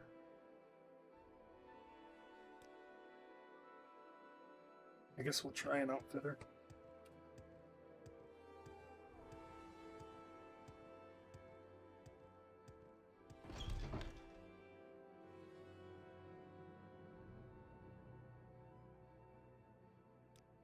You can just buy it. Oh, oh, you're no help. Yes? Sucks.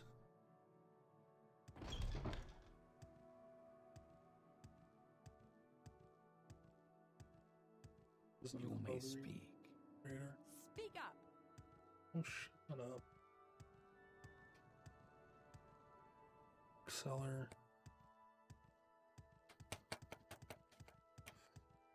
I don't think there's any shops up here. These are just the houses.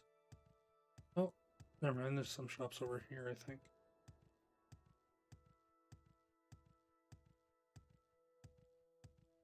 Alchemist. Fine clother. Curtain vest. Niall Philanamo. Shopping Caldera. Okay. What is it, Noel? See if we can't get to Caldera.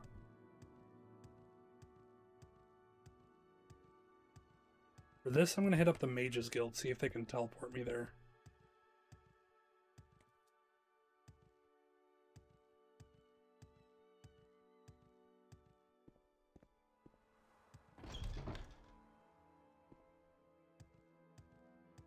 Rotation is downstairs.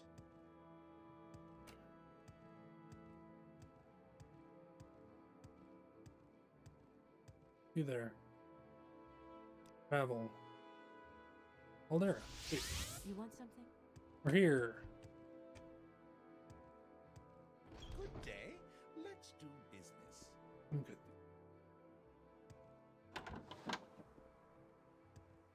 Here we go. Right next to him. Damn. Curtain vest?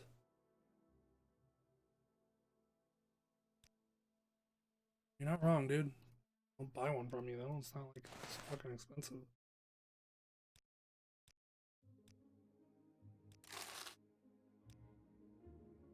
Alright. Now let's head back to Ebonheart. Yes, Outlander? Are we in the world? The way that it's not good.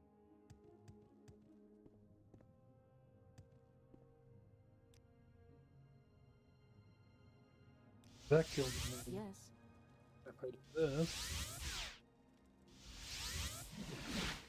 Oh. We are.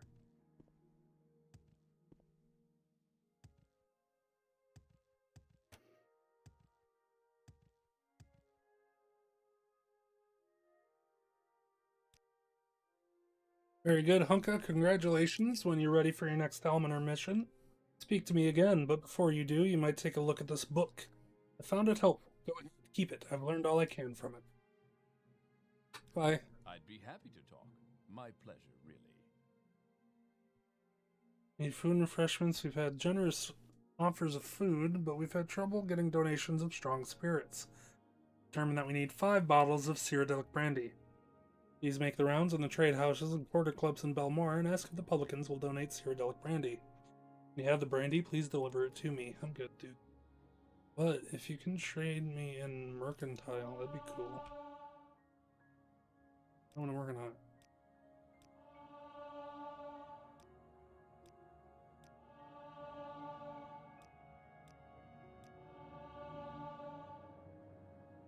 Probably running out of money doing this.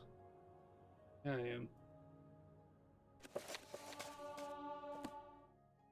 Alright, we're gonna head to Balmora. We're going to talk to Caius, see what he says. It's been long enough. Hopefully he doesn't want us to level up, because I don't want to deal with that right now. But if it comes to it, I'll just do what I did with Daggerfall and do it off stream.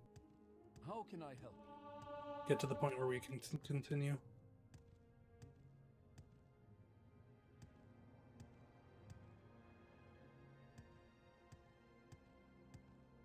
I do think a big part of the problem is that I'm not leveling the important skills. Do you want something from me? Alteration, Destruction, Conjuration. Oops. Let me look at my spells. Alteration. Just sit here and cast this on ourselves every chance we get.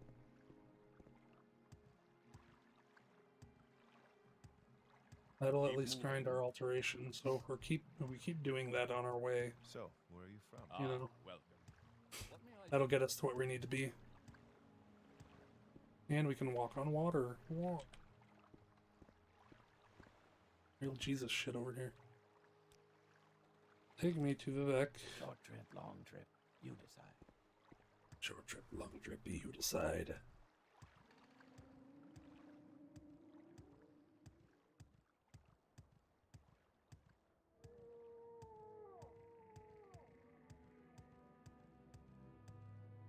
Do you want to at least hit the 4-hour mark? I think that would be a bit of a thing for me. Elmore. We make a special trip. Same low price.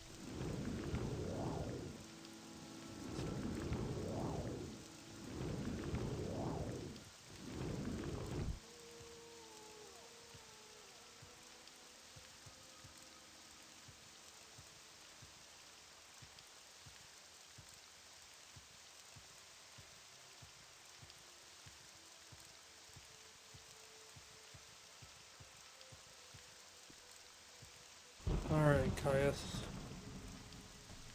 See what you've got for it.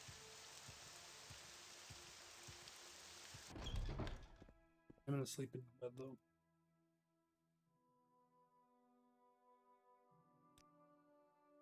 Not ready for you yet. Ugh. He must need me to level up. That sucks.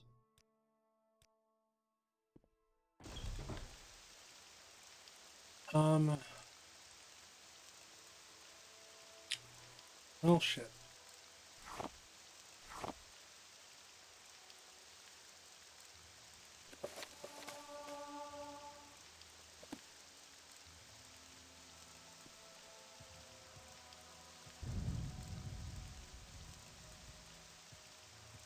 Well, we might as well ask around at the corner clubs for some brandy and shit. Maybe we'll get something out of it. Only Cyrodiil brandy. Are you new here?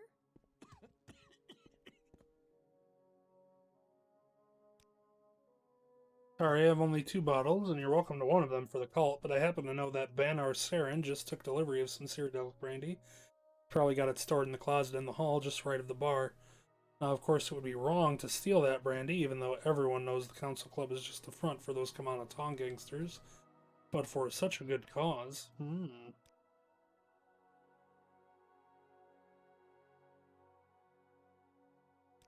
Speak freely, friend. Okay, well, let's go steal from a crime syndicate, yeah?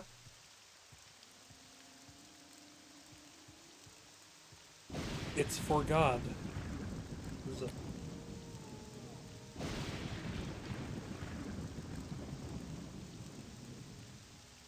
Council Club, I think that's the Murad Tong, the Lucky Laka. This... You want something, friend?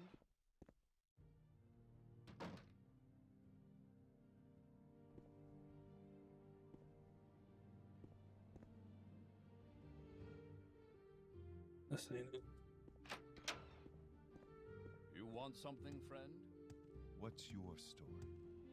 What do you ask of? Any time now.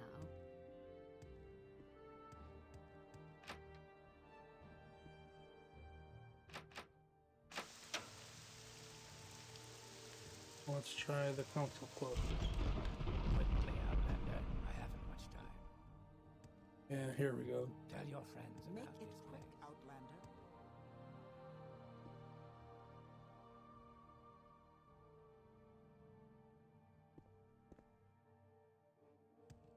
Speak quickly, Outlander, or go away. Speak quickly, Outlander, or go away.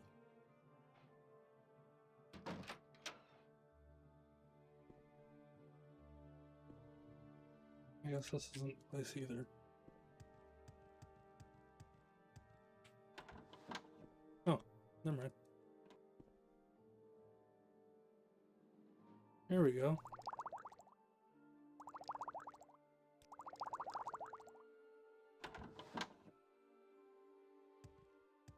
I didn't do a damn thing. Didn't see nothing.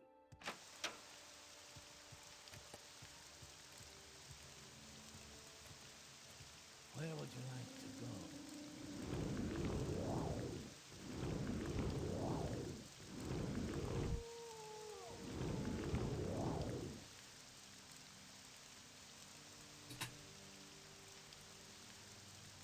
Where would you like to go?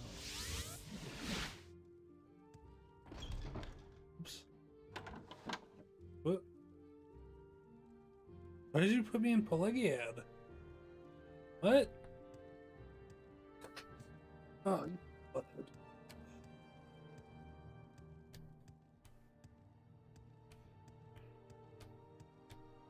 Done that before and it sent me to where I want to be. This is not where I want to be. I'm gonna go hopping all the way down to Ebony.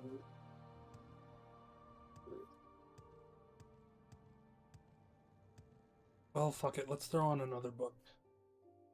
How about... How long is the buying game? Yeah, let's throw on the buying game.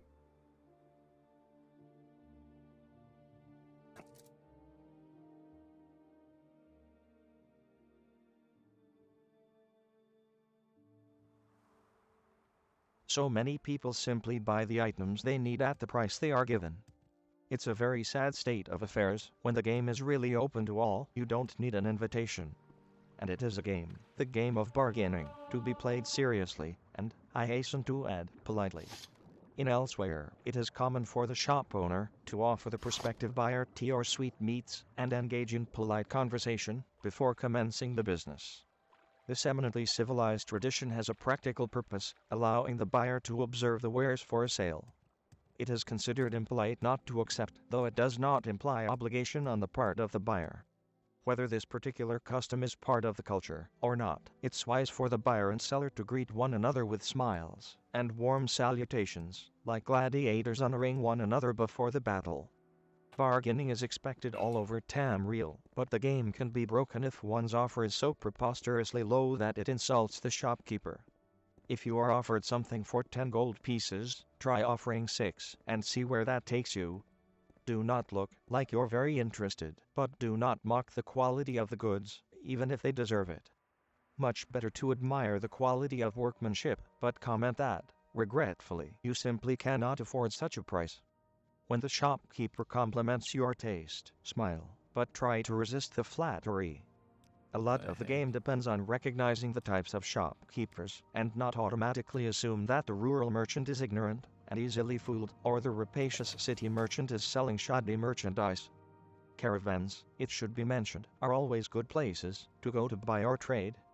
Knowing what you're buying and from whom is a talent bought only after years of practice. Know the specialties of certain regions and merchants before you even step foot in a shop. Recognize too the prejudices of the region. In Morrowind, where I hail from, for example, Argonians are viewed with a certain amount of suspicion. Don't be surprised or insulted if the shopkeepers follow you around the shop, assuming you're going to steal something. Similarly, Nords, Bretons, and Cyrodiils are sometimes treated poorly by merchants in the Somerset Isles. Of course, I don't know any shopkeepers anywhere, no matter their open-mindedness, who aren't alerted when a Khajiit or a Bosmer enters their shop. Even Khajiit and Basmari shopkeepers. If you see something you really like or need, buy it then and there at the best price you can get. I cannot tell you how many times I passed up a rare and interesting relic, assuming that I could find it elsewhere in the region, perhaps at a larger town at a better price. Too late, I discovered I was wrong, and when I returned to the shop weeks later, the item I wanted was gone. Better to get a great purchase at a decent price, and discover it again at a worse price, than to miss out on your opportunities for ownership. Occasionally impulsiveness is the best buying strategy. Sense the moves of the game, and everyone can win.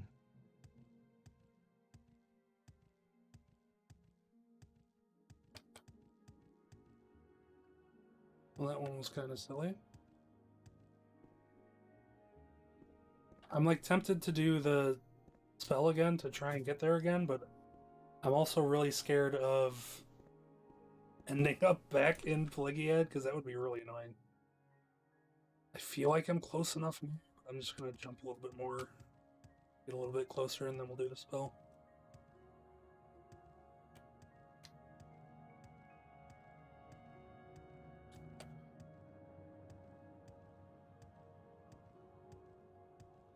So yeah, I think I'm going to go turn this in and then call it a night. I do really appreciate that everybody has been hanging out for so long. I had definitely ended up streaming longer than I thought I would be able to. Even though it's like not even been 4 hours. And so many people like manage to stream for hours on end. It's wild. But I don't think I'm at that point yet. This is a grand day. Well met. But maybe one day. What is it? Maybe one day when my hours get reduced at work and I'm not dying.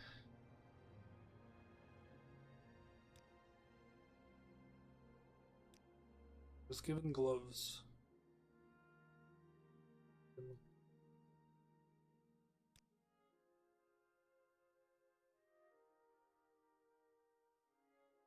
Okay. Greetings to you. A pleasure to meet you. So yeah, I'm gonna call it there. Again, I do really appreciate everyone hanging out. It really means a lot that everyone's been here and just enjoying themselves.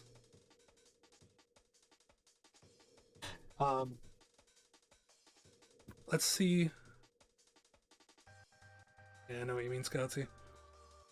Alright, let's see who else is online right now. Get a good raid going.